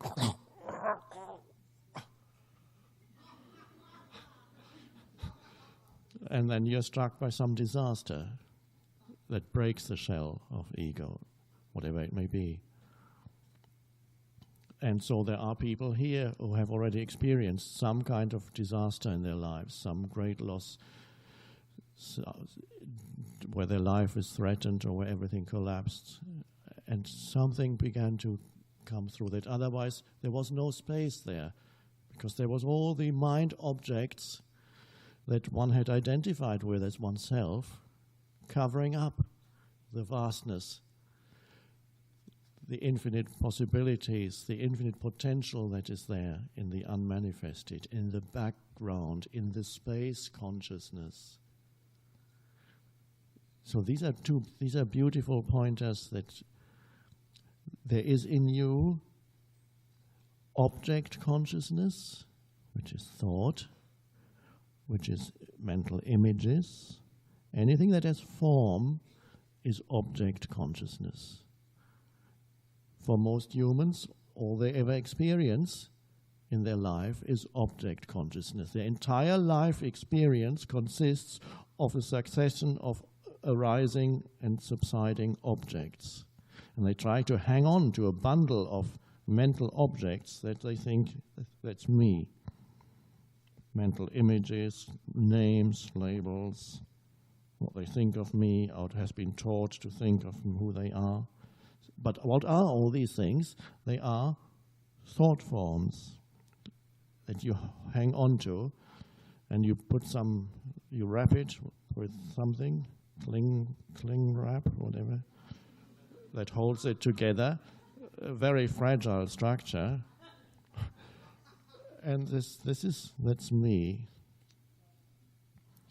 And it consists of mental objects, many of which are the mental counterpart of material objects or material achievements. So there's the shiny, new, flashy car, which in itself, of course, is not important because it's going to rust. In a few years, it'll be gone. And all it can do is take you from A to B. It's nice, yes, we can appreciate these things. But if they become an object, then a mental form arises, which is not just car, it's my car. My is the important thing, because then the thought object of car becomes invested with a sense of self. It's not just a car. I relate to it. I'm looking for myself in it. So the mind object, the thought object car, becomes very important to me. And if somebody scratches your car, or even dents it accidentally, it feels, if you identify with that as my car, it feels you are being injured personally. And anger arises because somebody is attacking you. Or let them say that somebody says, well, this may be a nice car, but my uncle has one that's much bigger than yours. Can't be. And you feel diminished in your sense of self. That's how people play their ego games. One little ego tries to diminish another little ego by claiming that my uncle has something bigger than you. I don't have it, but it's enough, it's my uncle. So there's some association. Because so it's an indirect thing that I can identify with. Of course it's absurd and funny, but a lot of human interaction works in that way. And so you identify with you may then identify with other things that are a little bit more subtle. Other people's opinion of you, which becomes also a mental image. Knowledge, acquired knowledge. A certain skill that you have. You may be extremely good at hitting a ball. And it's a great thing. If you're a master at hitting a ball one way or another, then probably in that field of activity, if you are truly a master, you're probably present, at least during that time when you're hitting that ball, when you're playing the game, when you're in the zone, you're not thinking, you're not planning, there's no decision making. Right action happens every moment, and there's a power, and then people love to watch you. But then what happens when you stop playing the game? You re-enter the normal state of consciousness. And then you identify with that skill. It becomes a mind object. You are better at it than anybody else. And the world is telling you that. So that is something also. And then somebody else suddenly comes who is even better than you, and they chuck you out. You're no longer captain of the team or whatever it is. Oh, no. And that's very painful when a mind object, something you had identified with, is taken away, dissolves. Great loss, great pain. So most humans only know themselves as object in the realm of object consciousness. Such a pity when there is so much more to human life. There's an entire realm that's always been there, and humans just haven't looked at it. They've been so seduced by the world of objects, both the external objects in their world as well as the inner objects in their mind.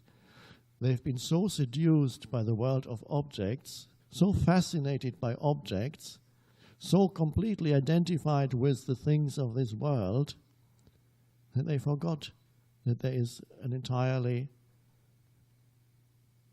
different other dimension to their being than that, which has never gone away. The great thing is that you cannot destroy space consciousness. You can ignore it. You cannot know that it's there underneath the accumulated object consciousness. Yes, but it is there. You cannot even in the most obsessed person, obsessed with thinking, and not, you see, it's not a moment of continuously one next thing and the next thing, one damn thing after another. Churchill's definition of history, one damn thing after another. But we could also define the human mind as that. It comes one thing after another. And never aware that there is this vast realm within them that would free them from dependency on the world of things, which includes their mind, because it's objects, object consciousness.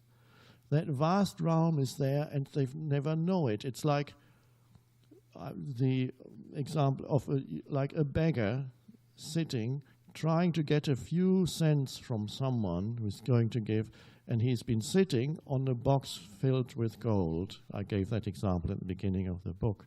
He's been sitting on this box filled with gold, but he's never looked. He's only looked out there. Or we could say a more modern version of that.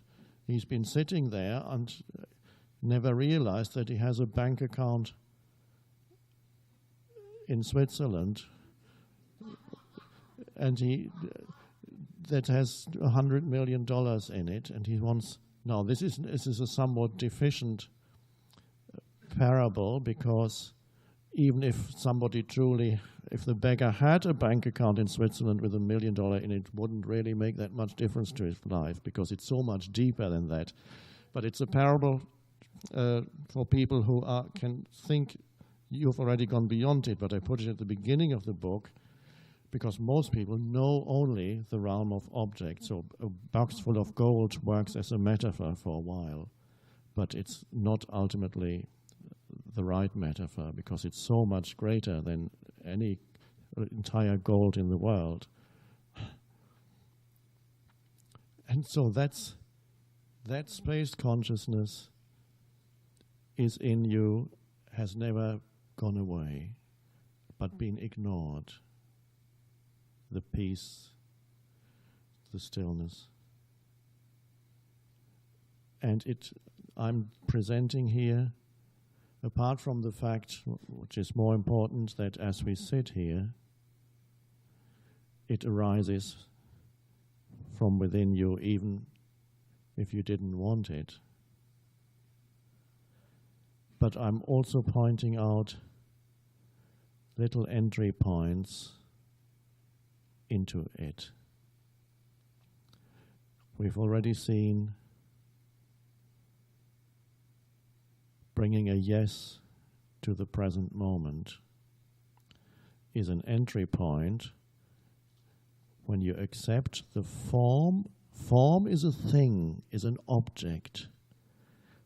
When you accept the form that this moment takes as something that happens, or an inner form, an emotion that arises, when you do not resist the form that arises, and the normal state of consciousness is almost continuous denial or resistance of the form, because you want another one in the next moment, a better one, a different one, a more fulfilling one, not this form of the present moment. I want a different form. Or if I don't have it, at least I can think about it, so I don't have to look at this. I imagine the next moment is going to be better than this one. It won't if you haven't fully acknowledged this one. So, when you accept the form that this moment takes, that is the miracle. The form of this moment becomes an opening into the formless within you. And the worse, the more challenging the form that this moment is, and you accept it, the deeper it takes you into the unconditioned space consciousness or into peace. So if you were faced with a dreadful disaster in your life, it arises at this moment. Everything has collapsed. And you face it and see that the isness of this moment just is as it is. You look death in the face. You accept the form that this moment takes completely. And suddenly, you sense something that cannot really be described. It's a spaciousness or a peace around that dreadful event. It happens within a field of peace or space. And I wouldn't use here the word happy. You're not happy when that happens, nor are you unhappy. It is beyond happiness and unhappiness. There's a serenity and a peace that come. But you can experience even with little things. Surrender to a little thing, a little form that this moment takes, a little challenge, and you find a little peace. Oh, nice. You surrender to the cold soup that I mentioned yesterday. And you find that the cold soup is giving you a little peace. It's not the soup. It's changed your state of consciousness. It's gone, oh, okay. You make room for it to happen. You allow it to happen. You make space for it to happen. Humans don't make space for things to happen. They want to remove space from things. So now if something is happening and you make space for it, you become the space. So, and this is the grace that is hidden underneath so-called bad events. Now, bad events have a scale of, they start with a cold soup, very little, and go on to some dreadful accident, disaster, imminent death, or everybody around you died, or you lost everything, or somebody tells you only have 3 more weeks to live. You have the scale. Something dreadful, something so-called bad happens in your life. And then there's a scale. Cold soup is easy, but for some, that's a challenge too. And so for some, it sets the whole pattern. They have a cold soup and the rest of the day is spoiled. They don't make room for events. They don't allow an event to be. They argue with reality.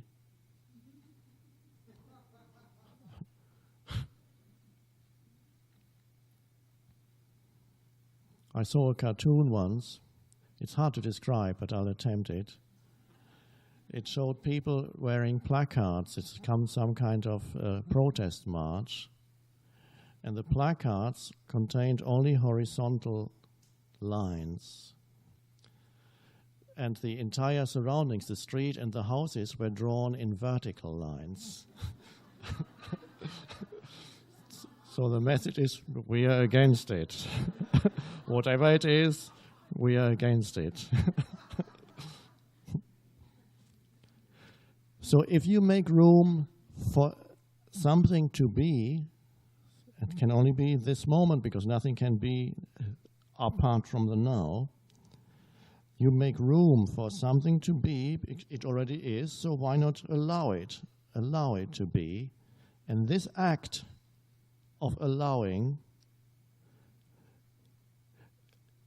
easy to do when you face something beautiful. I allow this beautiful tree with the magnificent colors to be. That's easy. And then you walk one more step and suddenly you think your right foot goes right into the mud. Crunch. And there comes a minor challenge. Can you immediately say, oh, it already has happened. It is already. Not much you can do except, of course, pull your foot out and walk on. But usually, of course, it would lead to a reaction. So some words may then come out of your mouth.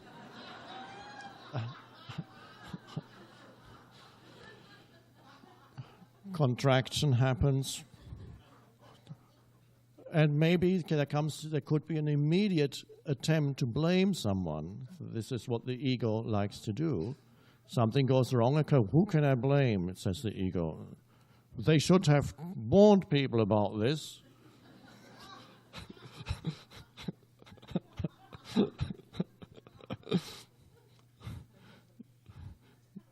Or if you're in the States, then the favorite thing is go to a lawyer and sue them.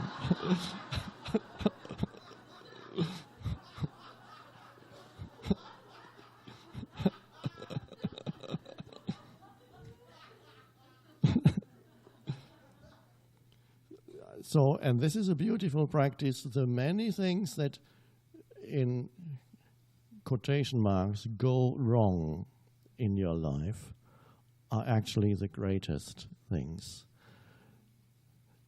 In a way, even greater than the beautiful trees, because they can take you deeper.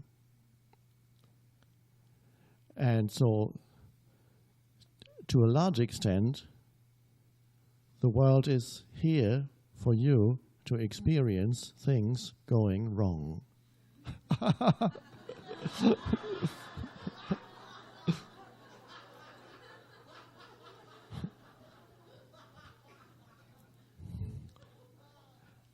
And that is the challenge of the world. And if you still think otherwise, you may have lived on this planet for 50, 60, or 70 years and still expect things not to go wrong.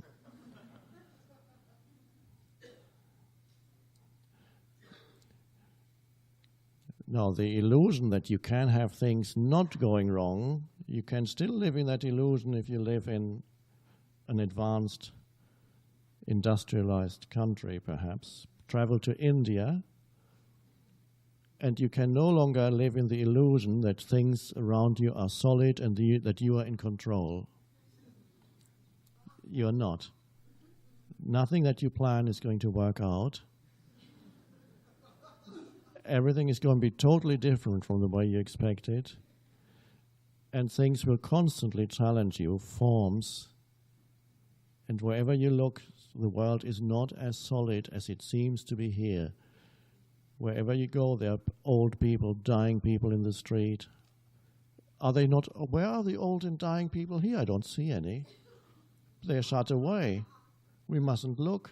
Just pretend that they don't exist. We put them away there. The old go here, and the dying, we put them there. And the dead bodies, never look.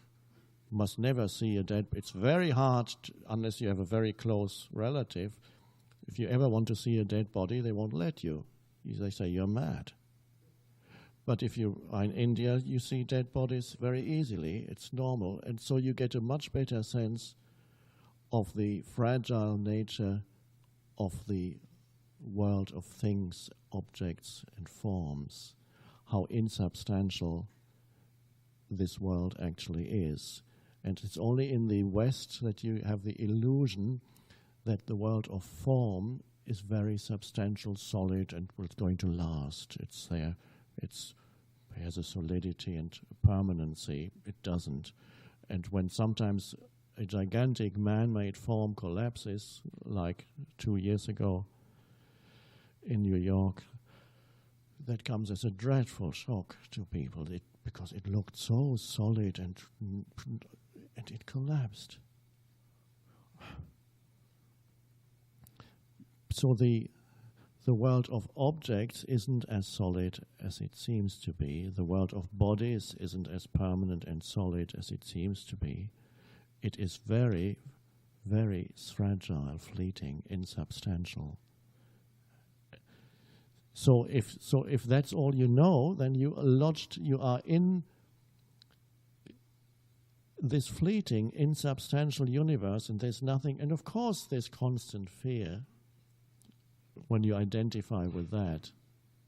Even though they try to it's really very much like the Buddha, because the story goes that he was born into great wealth, And his father did not want him to see that there is poverty, that people grow old, and that people die. So he had already reached fairly advanced age. He was, I don't know, can't remember, 25, 30, whatever, and wasn't really aware that there's such a thing as ill, old, and dying people, because he lived in, seems like almost like the West these days, that's shut away. And one day he saw it. His father didn't want him to see it because it had been predicted he would either become a great king or a great spiritual teacher. And he didn't. The father didn't want him to become a spiritual teacher. He wanted him to carry on the business of being a king, the family business. And so, but the father had made the biggest mistake he could have made. He waited for so long. When finally he did go out, it was such a shock when he saw that people were lying in the streets dying and ill and old, and he saw dead bodies. He said, "What is this? Does this happen? What happened to this man? He's not moving anymore." He said, "He is dead." Dead? Yes. And that happens to everyone? And what's the point in anything? And soon later, he left everything behind. In the middle of the night, the story goes, when everybody was asleep, and this is a beautiful metaphor, everybody around him was asleep, and he walked out. If that's all there is, so his search then was for that dimension. Is there something else to life than just that? And it lasted a few years. And he tried all the practices, tried to achieve a state of perfection. He got very good at all the practices, and yet they didn't take him to the realization of space consciousness.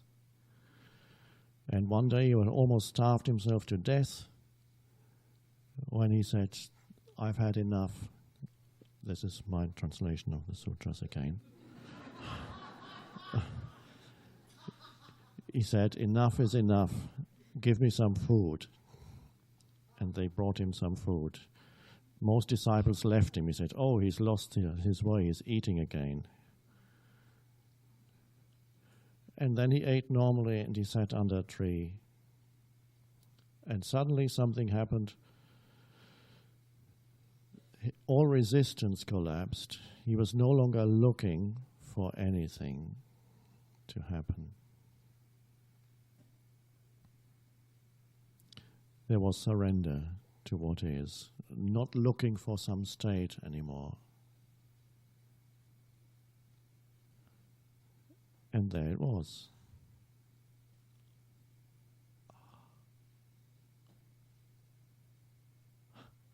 The last thing that, there's a film, The Little Buddha, which has some nice things in it, although it's too much about the legendary Buddha, but there's still beautiful scenes in it.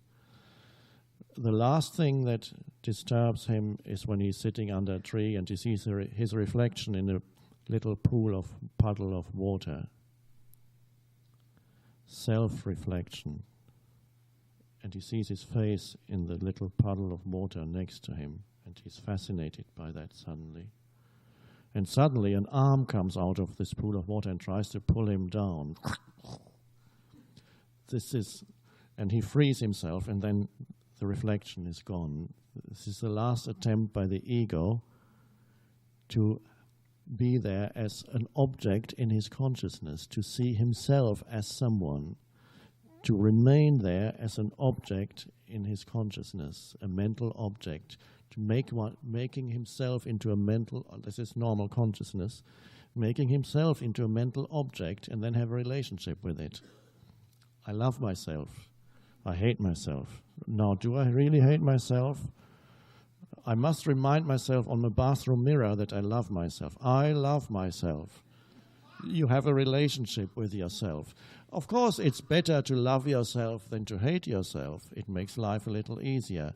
But when you love yourself, there's always on the other side the possibility that you might also hate yourself. Better to go beyond loving and hating yourself by not having a relationship with yourself at all. By simply being yourself, and you can only be yourself as space consciousness, not as an object. So anything that goes wrong in your life, a form that appears and you allow it to be, that form becomes an opening into the formless within you. So your spiritual practice is whenever something goes wrong in your life, and luckily enough, it happens a lot.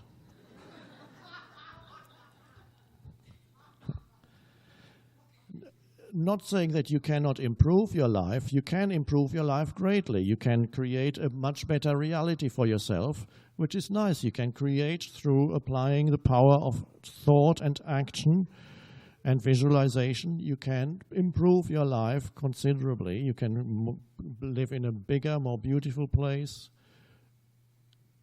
feel better about yourself, and so on. But you cannot escape from the other, from arising. Sooner or later, another polarity, no matter what situation you go into. And I'm not saying you shouldn't improve your life. It's great. But do not expect it to be free of the other polarity, which will arise. Even in the mansion, something will go wrong. And that's what the gossip magazines are all about. The gossip magazines are about things going wrong in mansions. And that makes people feel a little bit better about things going on in their little houses. But it's the same. And they love reading about famous people, things going wrong in their lives. Oh, isn't that great? Their lives are all collapsing, just like mine.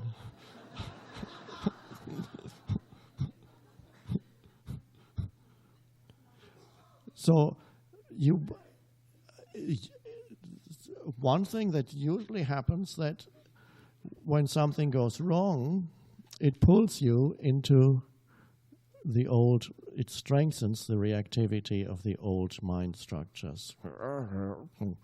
There's complaining and running away and shouting and fighting. But there's the possibility, when you recognize the little thing, big thing, going wrong, so to speak, that it isn't really wrong, you work with it. You work with it by not resisting the isness of the suchness. Buddha has this beautiful expression, suchness, the suchness. And you work with that rather than resisting it, allowing the suchness of what is right now, the form that this takes. And if the form that this takes should be a limitation, may seem a limitation on your sense of freedom, your freedom of movement, a limitation on what you want to do, a limitation on where you want to get to, and suddenly something rises up in front of you, a door, a wall. You're trying to go that way, and suddenly there's a closed door, metaphorically speaking, or literally speaking. Once we arrived at a place to give a talk, rented a hall. There was already a long lineup outside. Nobody had the key.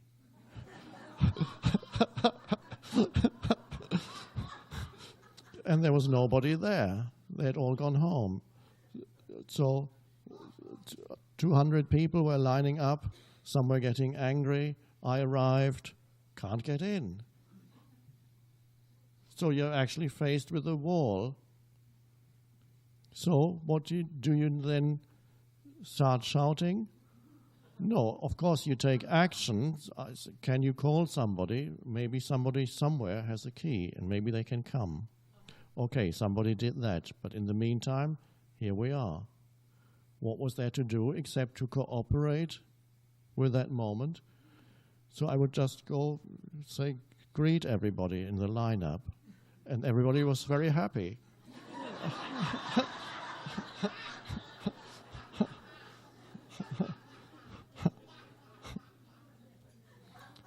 And almost by the time I reached the last person, somebody had arrived with a key, as if it had been planned. Now, the strange thing is, when you cooperate and allow something to be that initially looks like an obstacle, initially looks like something has gone wrong, and both little and small, when you allow it to be, it becomes an opening into something that you cannot predict what that is. It changes its face from hostile to benign and helpful. The very event that seemed hostile turns around on the external level very frequently. Even more importantly, on an inner level, the shift happens. But you cannot really separate what happens on the outside from what happens on the inside. The inner shift happens, and then the significance of that situation changes also. So that really is the true spiritual practice, is to work with all the little and big things in one's life that seem to be obstacles or blockages. Whatever arises in the now, I'm not talking about some mental formations in the dream world of thinking. Actual obstacles, actual things going wrong, losing this, missing that, meeting somebody and it's the wrong time, it's the wrong place. And don't try to figure out why this has happened. It's very often, more often than not, it's impossible, because you may now think there must be a deeper reason why this has gone wrong. That's a secondary thing. That if you are to know the deeper reason, you will suddenly be staring you in the face. You can't miss it. But in the meantime, you don't even need to figure out what the deeper reason is. It's enough to allow what is to be and then see what happens. It doesn't prevent you from taking action. If you can take action, you take action. But in the meantime, the form that this moment takes is given space to be. And there's the key. Then that which had looked like an obstacle, a blockage, becomes an opening into space consciousness. So the archetypal image of that that humanity has is the cross. And people misinterpret it, and even Christians don't fully understand the deeper significance of the cross, because the cross is the worst thing that could possibly happen. It's an archetype of suffering. The man on the cross is humanity. The cross is the archetype of suffering. The cross is a torture instrument. The cross means complete helplessness, complete extreme pain. But also, it means surrender. Not my will, but thy will be done. Thy will is the will of the whole that has brought about the form that this moment takes. And then surrender happens, and it's strange that the torture instrument is a symbol for the divine at the same time. And it turns into a symbol for the divine through the act of surrender. Somebody once said, I don't know who, but it is very wise, that which stands in the way is the way.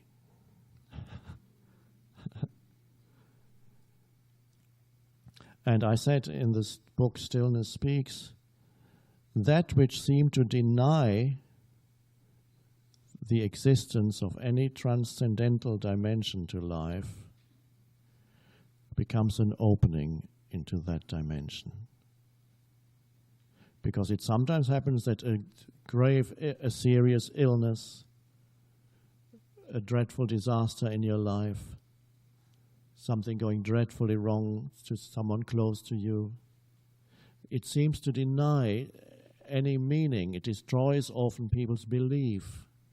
Christians sometimes come to me and said, I've lost my faith because this or that has happened to me, or to my wife, or to my children, my son. And I can't just, how could that happen? They don't realize that they were still at a childish stage in their faith. They had some deal with God. If I do the right things, nothing bad. Okay, do we have a deal? I do all the right things, then nothing bad will happen. But that's not how the universe, because what they're saying is no form will ever dissolve in my life. I will not encounter death or the accidental dissolving of some form. And so they came, and it was good that they lost their faith, because then they went deeper. After losing their faith, they realized that that level of faith was childish, although for a while it helped them, and then it didn't work anymore. So they had to lose it and then go deeper to something far more substantial than that, and learn to the deep lesson that is there when you totally accept any form of death in your life. Because very often it is that something dissolves, something leaves you, comes to an end, and it looks bad. And then you allow it to be. Now, you may not be able to allow it to be immediately. The pain that you feel, the emotional pain, may be there, and there's nothing you can do. You weep. But then you allow that to be. It does not matter where you begin to allow what is to be. Ideally, you allow the form that this moment to be as it is totally, and so there's no arising of any pain. But that is not always possible yet for humans. So sometimes an event like the death of somebody close to you, the death of a parent, the death of a sibling, or even more hard, more difficult, the death of a child, it happens. Forms dissolve in their own time. There's no predicting when a life form, the form will dissolve. And so pain will come. You may weep, and you may experience that's the sadness. And there you can allow that to be, so that it comes to be space around what you feel. There's a deep allowing of the sadness that you feel, and then there's space around it. And that's how you may feel that the sadness, underneath it, you've already touched the peace underneath the sadness. It's already there. But you have to allow the sadness, not saying, I shouldn't be feeling sad, I should be feeling peace. I shouldn't be feeling sad, I should be allowing this moment. No, but that's not the fact of this moment. The fact of this moment is what you feel at this moment. So the yes to what is, the primary yes is to whatever arises. The secondary yes is the yes to whatever you feel about that which arises. In a smaller example, you're on the road, the car breaks down, a little thing goes wrong, depending what country you're in. In some country, your life may be threatened if you get stranded by the road, or in some big city in North America too, in some parts of big cities. But so it could be a big thing or a relatively small thing. And again, you may succeed in this not so big event. Just say, that's how it is. And then you face it completely and say, okay, what action can I take? You become still, and then action happens. But it's possible also that you look at the engine and you go, oh, but no, this is not again. And suddenly you become conscious of what you feel, the anger that arises. And then you go, And what can you do? You have to, it is what is. At this moment there's anger. And then comes the secondary allowing. You allow the inner, what is on the inner. You give that space. Because the amazing thing is, whatever emotion is passing through your system, there's always far more space than the emotion. You just have to find it. There's a vast spaciousness in you that is greater than any emotion, that can hold any emotion and allow it to be. It's there. So there's suddenly some space around the anger. You've stepped back from the anger into space. There's always more space than things in space. You can verify that tonight. The sky is maybe clear tonight, still be clear. And you look up into, you go away from the few lights that there are, so you can see vast stars, suns. Most of the stars that you see, except for the few planets, are suns at great distances, and you only see a tiny fraction of the infinite vastness of the universe. And when you look, you can see there are two dimensions. There are things in space, and there's space. It's so easy.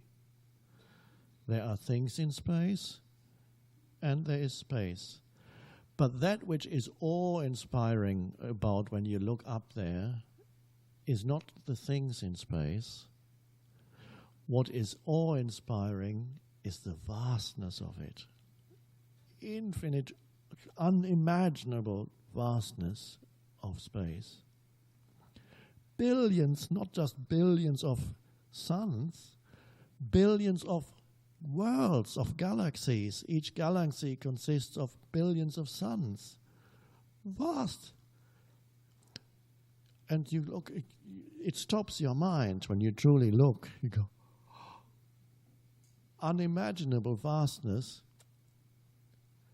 Yes, the suns and whatever else is there is beautiful to look at, but that sense of sacredness, of unimaginable vastness, is the space that you look into. And this is just the external version of what is within you. Within you also, because you're only a microcosmic version of the universe. In you also there are things, objects in your consciousness, and there is the vastness of consciousness itself, the uncreated. Buddha calls it the unborn, the uncreated, the unformed. He doesn't, and this is so wise to put it like that, because by saying that, it is almost impossible to make it into a mental object, because the word itself denies itself as an object. It denies itself by saying the unborn. On the one hand, you have a word that is an object in consciousness, but the object in consciousness denies its very existence as an object. This is why the Buddhist teaching is so profound. So he says to his monks, there is, O monks, that's how he addresses his monks, in the translation, there is, O monks, an unborn, uncreated, unformed, unmanifested. And then it goes on, it's a little bit stylized sutra. If there were not an unborn, uncreated, unformed, unmanifested, there would be no escape from the world of the born, the created, the formed, and the manifested. Beautiful pointer. So, isn't it amazing that you encounter it not by running away from the world of forms around you, not by attempting to escape the limitations that the world of forms seems to impose on you continuously, and there's this longing for freedom in every human being. And most human beings look at their life situation as a set of limitations around them. It usually is, because every form is limited. Even if you were extremely wealthy, after a while, that would become a limitation on you. You have to have walls around your big house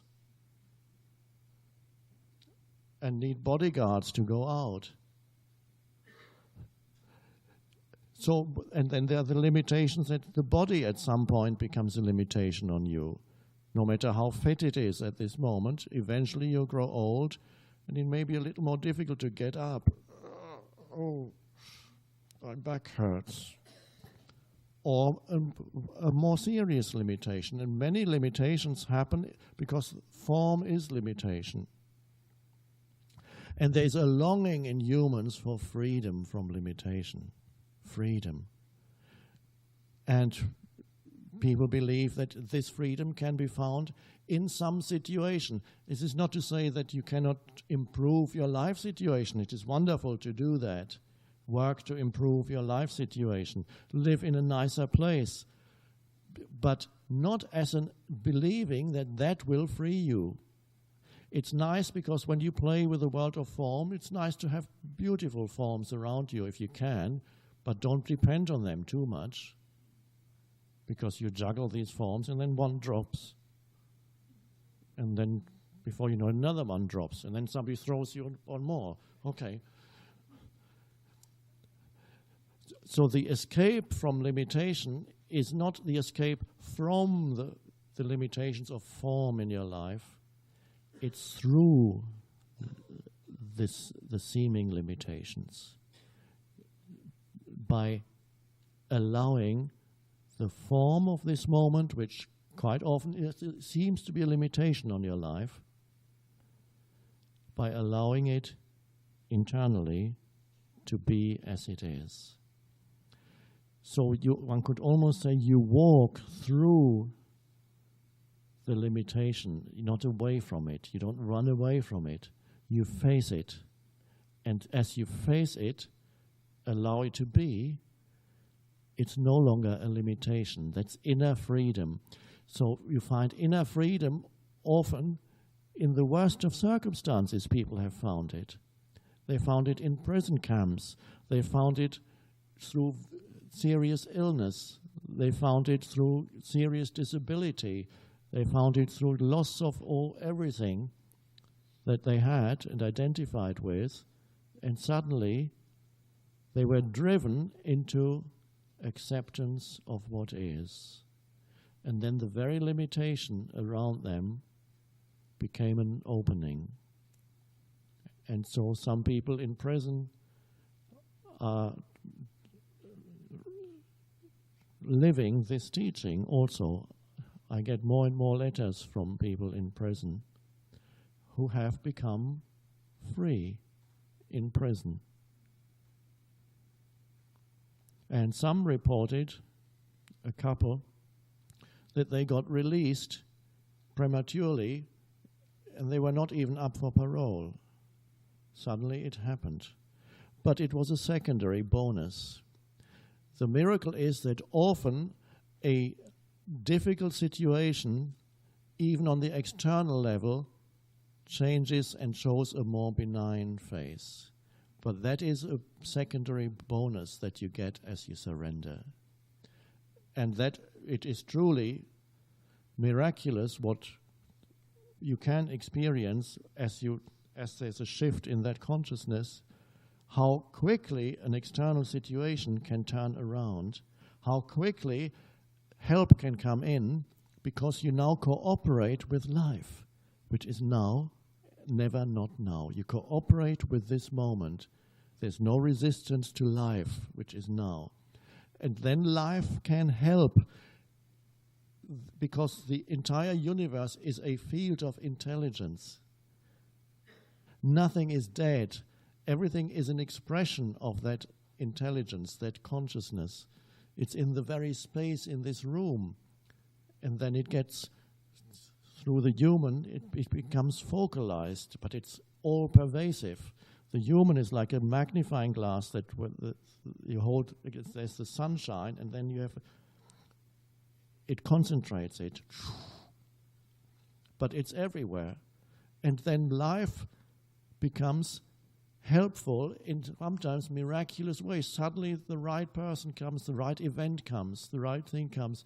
But this is what Jesus calls the things that you need will be added unto you. It is secondary.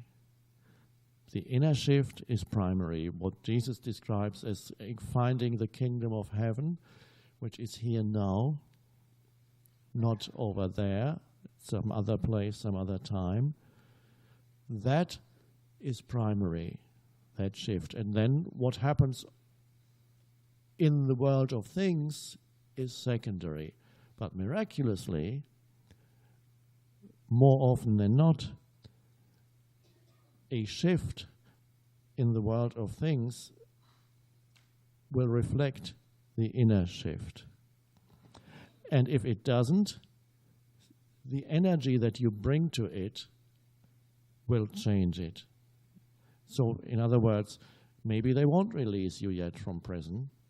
Maybe you're still there, and yet you become a factor in that place that usually would be called bad, that is healing and brings enormous help and healing to those around you. There are people who are now who are in prison and teach this already. So they are exactly where they are meant to be. It's amazing how either the situation changes or that which you bring to the situation changes. And so the quality feel of the situation becomes different. And so the work then is, you can now see, to welcome the moment, no matter what form it takes, particularly if it looks not good on the surface. That's where the your work, if you can call it work, I don't like that word, but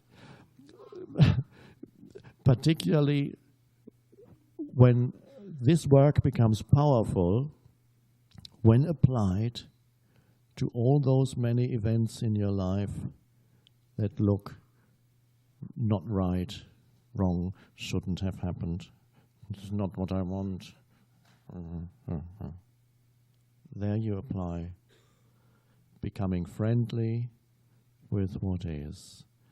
Then the limitation of what is becomes your portal into freedom from the form, your dependency on the forms, your inner dependency for your sense of who you are, your sense of well-being, of peace, on forms. That goes. And so then you can say what Jesus said, I have overcome the world, he said. People didn't understand what he was talking about. Maybe one or two understood. How can he say, I've overcome the world? He has no power at all. Where's his army? He doesn't have, he's powerless. How he hasn't over, he was talking about the inner realm, dependency on things for his inner state. Because all the teachings of humanity, the deep teachings, they do not come from a person. They are nobody's possession or achievement. They come when someone, a person, a human form, becomes transparent in their personal selfhood. The objects become loose and let through space consciousness. Well, there are still some objects in the mind, yes, this and that, but not self-identification with the objects, so they don't form this crust of self that blocks that which is underneath. So it comes through. You become transparent to that spaciousness, and then something comes through you into this world. It may be through words, it may be through action, it may be through a simple invisible emanation of your being that does something even to this world of things. It changes things here too. It makes it more harmonious, a more benign place to be, a less harsh place. Yes, where polarities still exist, but in a more benign way. In other words, you become an instrument for healing in a very wide sense of the word, for peace. Peace comes through you into this world. And it is the peace that you cannot understand, that Jesus didn't understand either, because he said, the peace that passes all understanding. So in other words, he didn't understand it either. His mind didn't understand where it comes from, the depth of it. You become a field of peace in this world. It's almost as if something from another dimension came through you into this world of form and affects the world of form. So this is your destiny also, to become that transparency as the crust of identification with mental objects breaks up, dissolves, something shines through. And so in many of you, you already bring, as you go out into the world, you bring peace into situations simply by being there, by stepping out of the old reactive consciousness. We'll be talking again what that means in relationships in more detail. So when you allow the form that this moment takes to be, your own form, the psychological form of me, becomes somewhat transparent. When you resist the form that this moment takes, your own psychological form, the form of me, becomes more solidified, rigid, impenetrable. And you can actually feel that in yourself. When you go into a situation and you have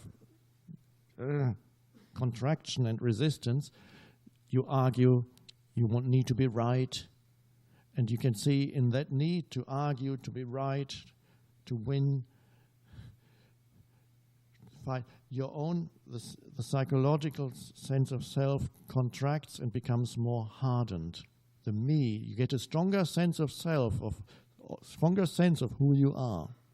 But it's the illusion of who you are. When you can triumph over somebody and show them that you are right and not they, or that you have more than they, or you know more than they, or can do more than they, or you are more miserable than anybody else, it works either way, as long as it's more. You are ill, I've been ill for years. Mind, I have more than you. I may not have more money than you, but I'm more ill than you. And this is the madness of the human condition. When you resist what is, the form hardens the self. And when you allow what is, it softens. And as it softens, it becomes transparent. And something shines through that is spacious. You become spacious. And I am sure it also does something even to your physical form. Although scientists don't know, haven't discovered what that is. Maybe they haven't examined a surrendered human being yet. Maybe they haven't heard about it yet.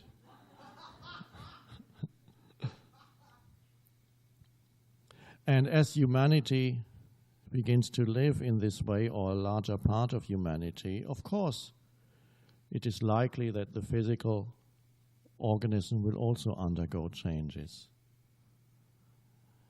Perhaps there'll be even more space than there's already. Already you consist of 99% empty space.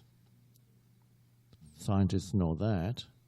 The atoms, the space between the atoms that make up your body is so vast that you are more than 99% empty space.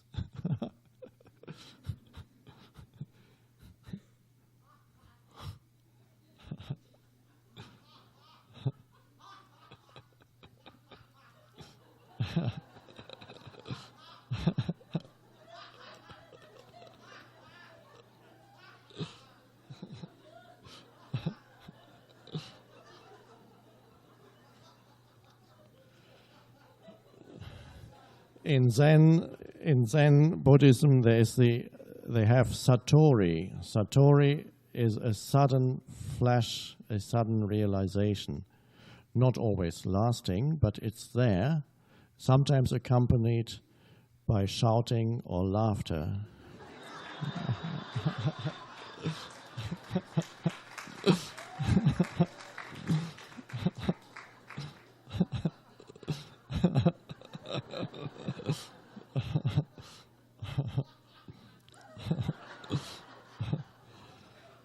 And then you have the Chinese fat Buddha who never stops laughing, continuous satori.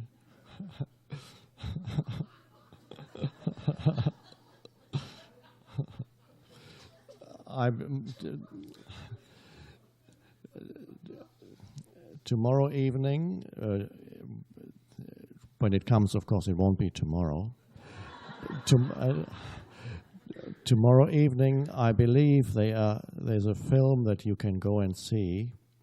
That is a very good film. It's called Fierce Grace, about the life of Ram Dass and his stroke and how that changed him and the meaning of adversity and pain. It's kind of illustrates also what we have been addressing here.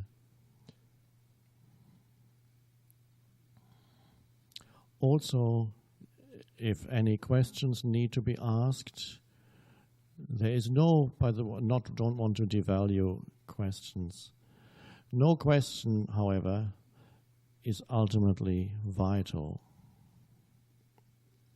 Many questions arise from the mind, But there are some questions that you feel you truly need to know the answer to, and it may not have yet come through you. If you become still enough, the answer to any question, the answer if you need it, it'll come through you. But if there should be questions, you can write them on a little piece of paper and leave them. There may be a basket or something like that there tomorrow, after the session tomorrow. And I'll look through them, and maybe a few will jump out and address them. A few will maybe questions that are very helpful to everybody, and questions that are purely mental, I may not have time to answer, nor may I have the answer to them. For example, can you describe the lives of the future Buddhas? Or who were the past Buddhas? Or what about the life on planet so-and-so? It's not vital to know that right now for your liberation.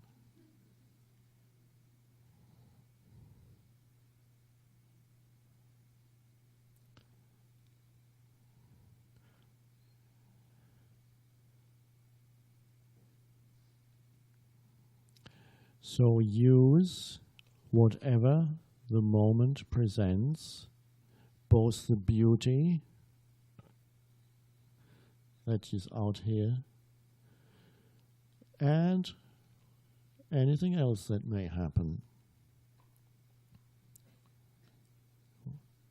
They are all openings. The beauty too is an opening.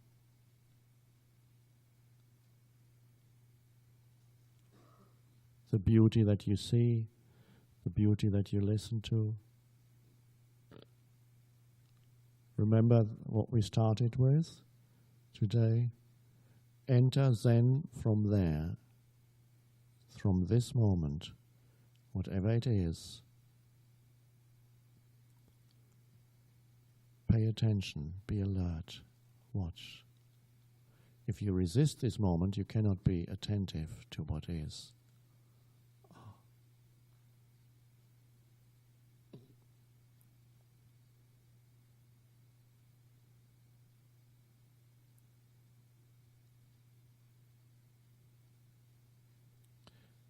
Remember to work with the sounds. Bring awareness to the sounds around you.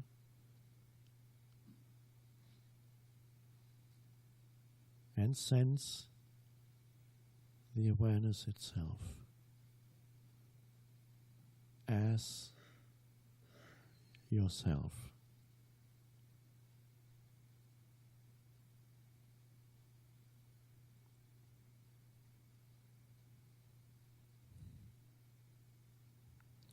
So you are that awareness, you are that consciousness, and the personal appearance, the appearance of you as a person, is a temporary disguise of consciousness. Hide and seek. Let's pretend that I'm a human, a person. Oh, that will be fun. And let's play some dramas. Yes, but for the dramas, you have to forget completely who you are. Okay, then let me forget completely who I am and play the drama. And then you get tired of the drama after a few 100,000 years.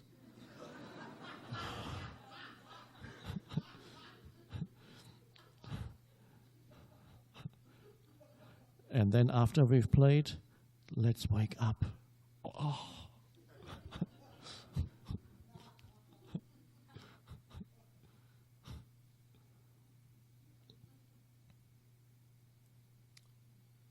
Thank you.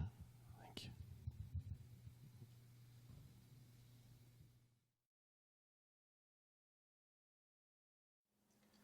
Hello, everyone. My name is Christopher Morphis. We have a guided meditation recording here for you to take a moment to just breathe and relax and reset for the day. So I hope you enjoy.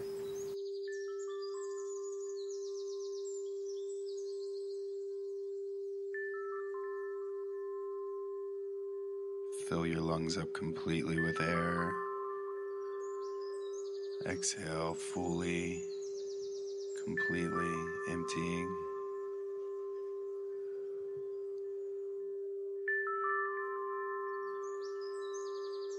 Notice this natural wave of breath.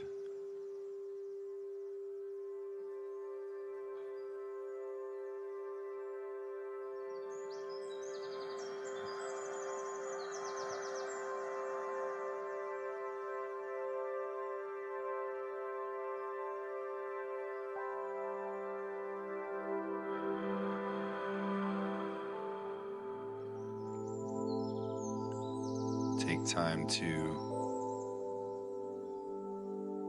fully scan over your body physically.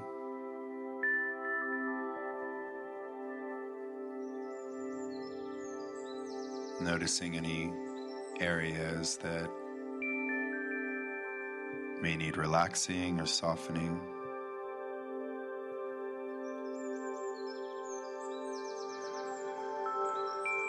Breathe all the way in, breathe all the way out.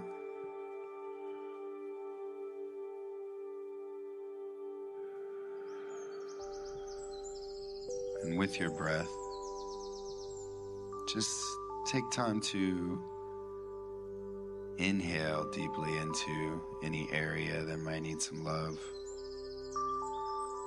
And exhale completely from and relaxing this area.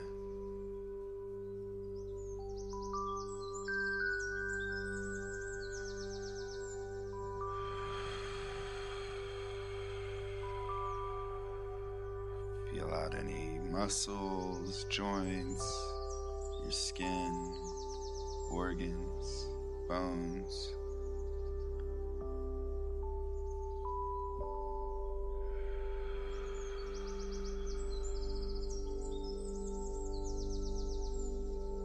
Inhaling fully, giving this gift of life to yourself, this life force energy, this air. Feeding your body the oxygen it needs to function fully. Exhaling and releasing, letting go. Feeling the muscles soften, feeling the skin loosen and relax.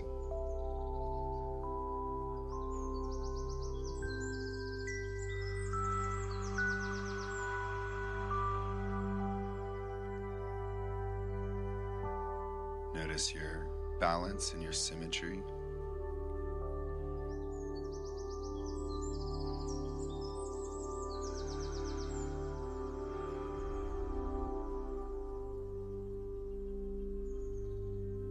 Feel the weight of your head directly over your neck.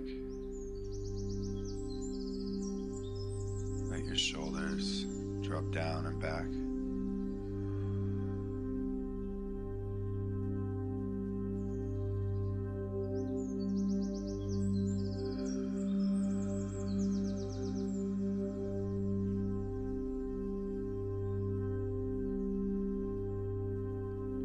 Breathe all the way in. Exhale completely. And feel your muscles grow subtle. Almost as if your body is melting, fading away more and more with each breath.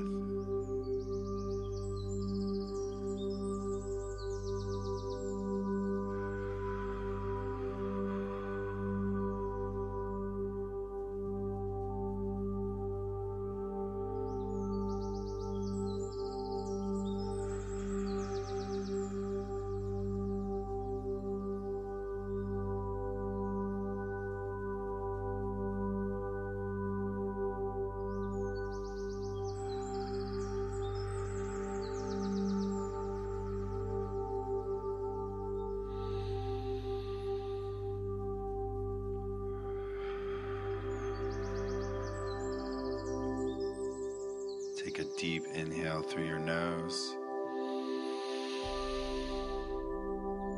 Full exhale out your mouth.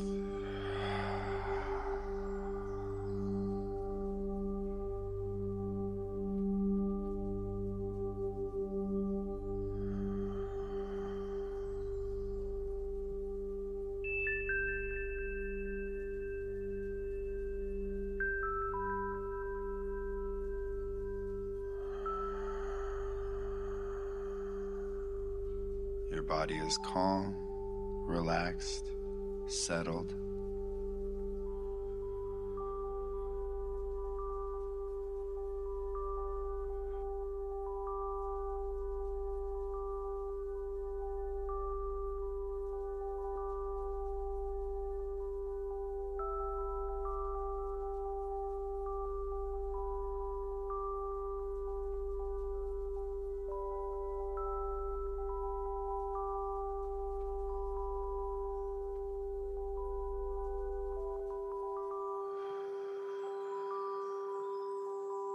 And in this relaxed,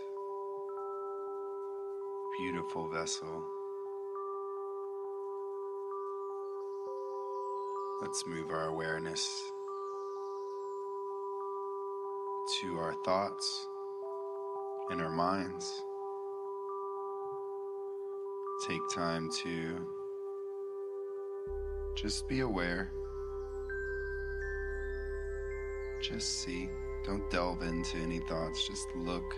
Just be aware of what thoughts have been racing or hanging out maybe in the back of our minds throughout our days, throughout the week. These hundreds of thousands of thoughts coming every day. Which ones stand out? Which ones aren't even necessary? Breathe all the way in. Breathe all the way out. And just like with our bodies, take time to breathe deeply into this area of the mind. Inhaling fully, giving our brains oxygen, feeding our bodies and our minds. Air, exhaling and releasing and clearing. Continuing breathing, inhaling fully. Exhale completely.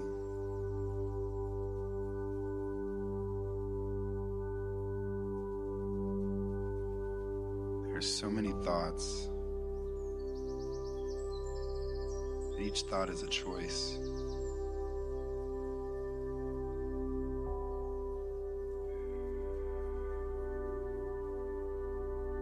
It's not always necessary to choose to spend time on each thought.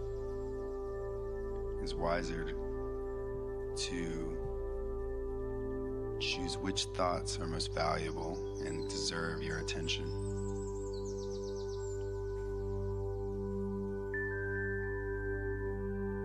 So in this space, clarity,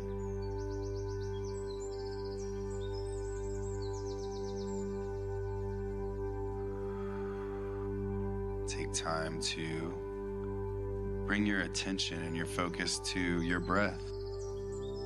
This sensation of breath, of thought, of this feeling of air entering and leaving your body.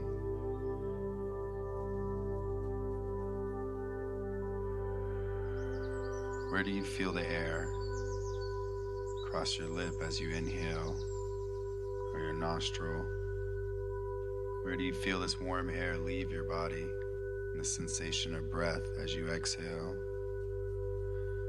Keep your attention here as you breathe.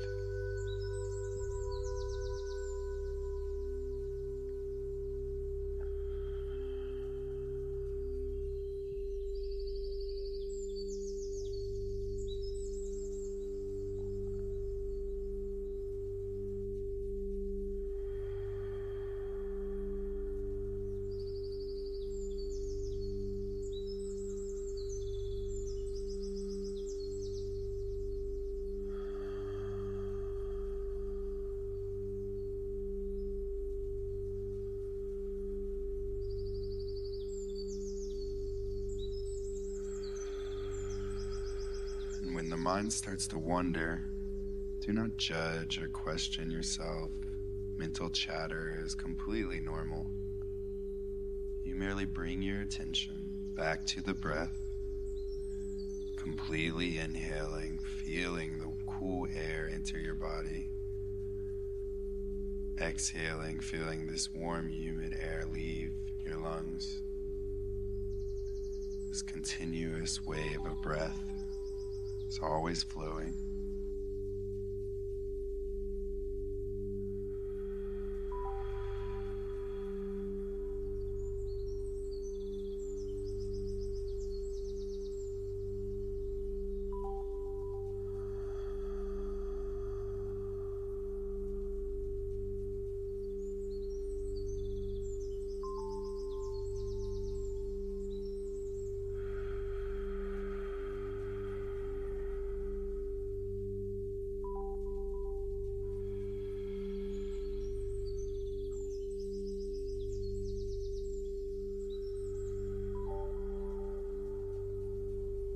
Take a few more deep breaths here.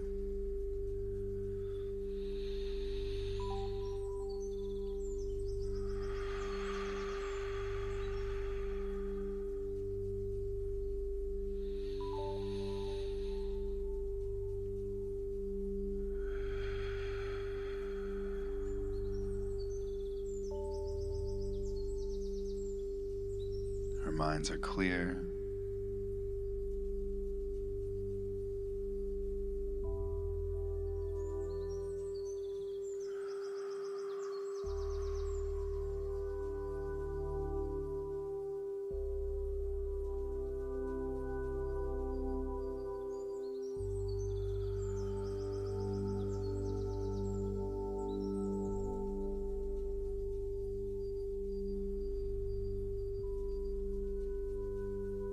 Continuing to breathe. Shift your attention now to your emotional center, to your heart.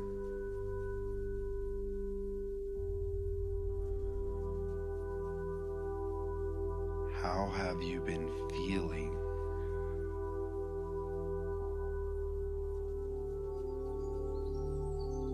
Be honest, it's just you. Breathe all the way in. Completely exhale.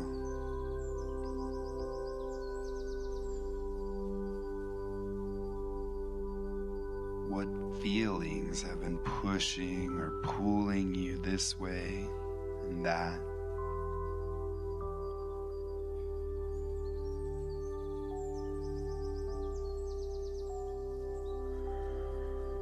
What emotions have you been clinging onto?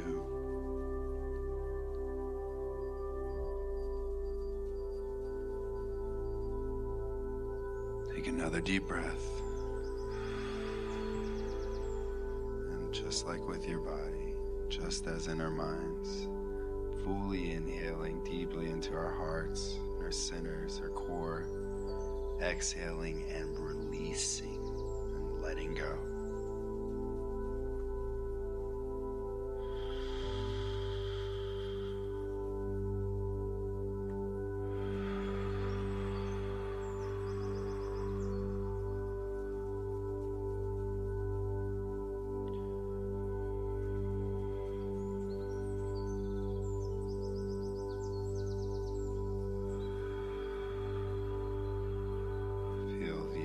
Emotions we're letting go of fade and almost melt down away from our centers, down away, almost like warm honey just melting and flowing down into the ground with each breath. More and more clear.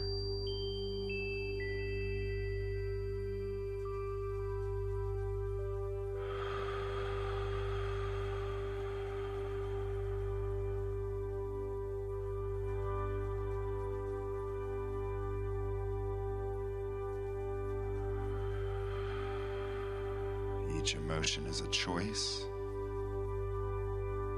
You are not your emotions. You choose to experience them. Breathe all the way in. Breathe all the way out.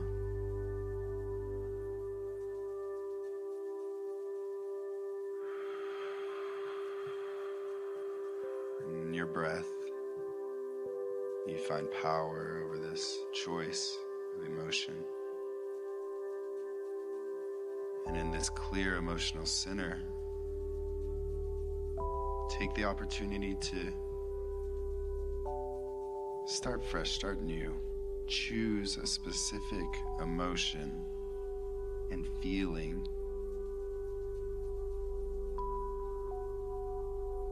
to start with, to feel, to embody this moment. Still breathing, still relaxed, inhaling fully, exhaling completely.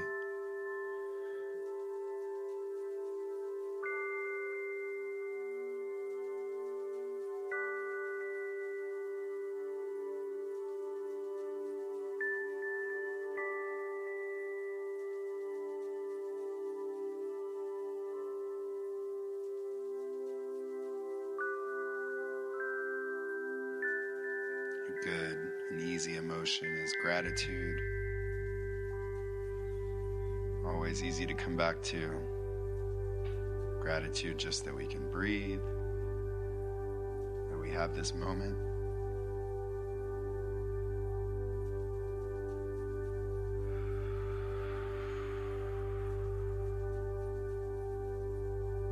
Don't just think about what it feels like, feel it. Feel this emotion inside. Feel it through every part of you. Starting from your core, from your heart, feeling it through your mind, through your body.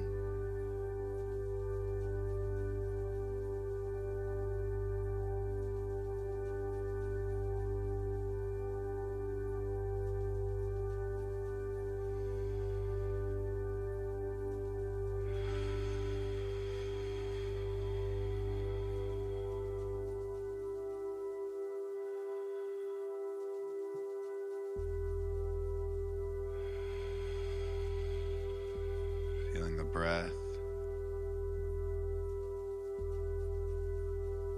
Continuing to feel this flow of air enter and leave.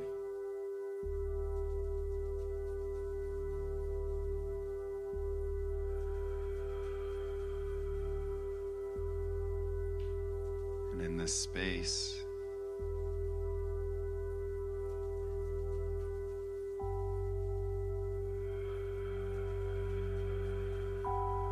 take time to go back to our intention.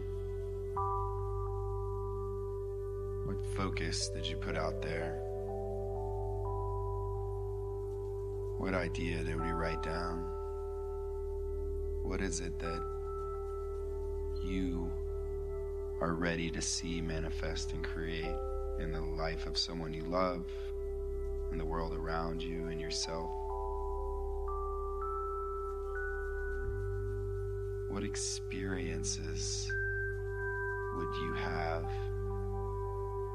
from this manifestation? And go into them in detail. Feel these experiences.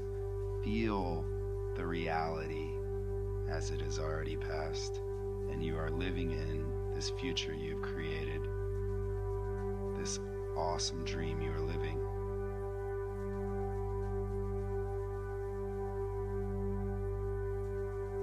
Breathe all the way in. Breathe all the way out.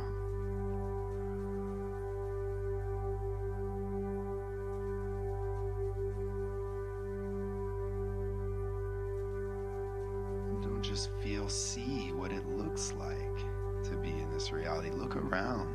See in your mind, see if you already created your dream, what it would look like around you and what it already does. You're already there.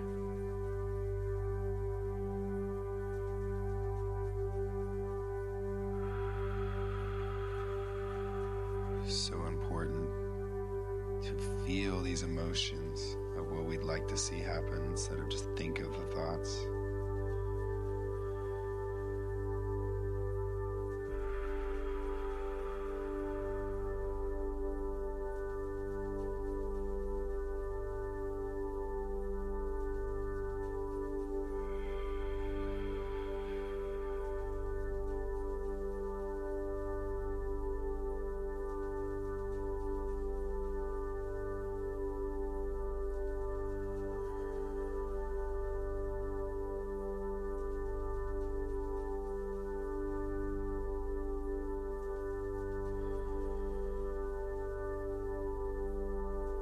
take as long as you need here.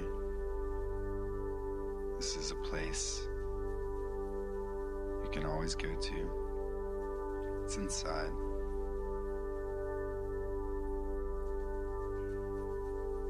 This is a place for you.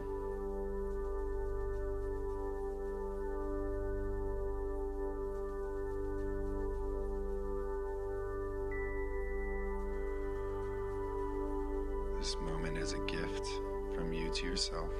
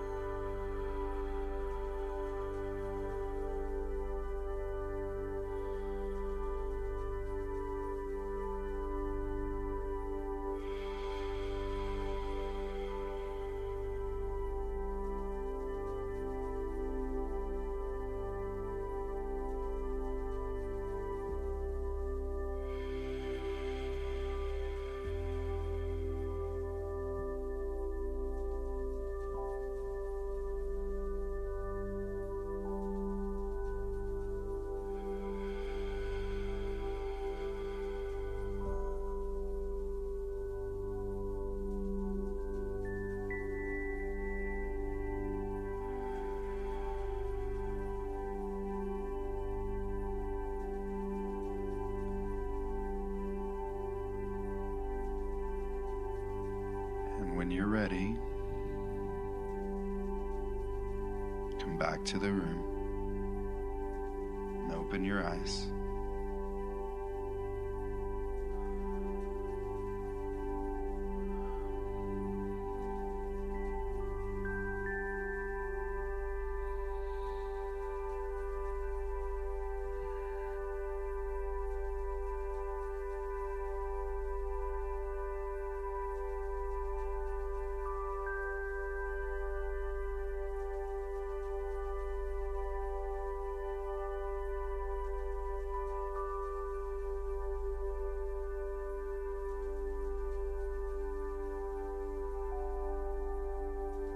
Be sure to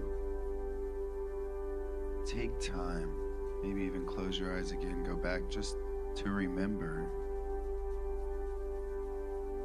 any intuitive thoughts or visions, ideas that may have come to you.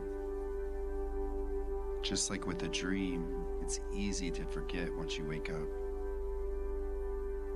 It could be wise to even keep a notepad, write down or draw ideas after meditation.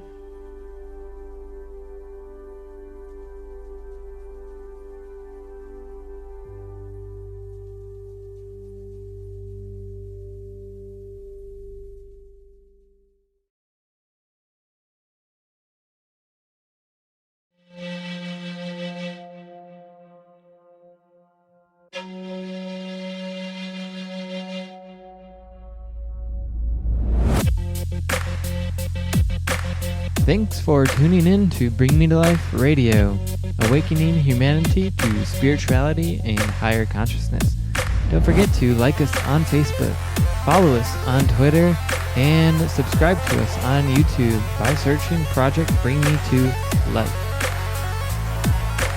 Thanks for tuning in, and until next time.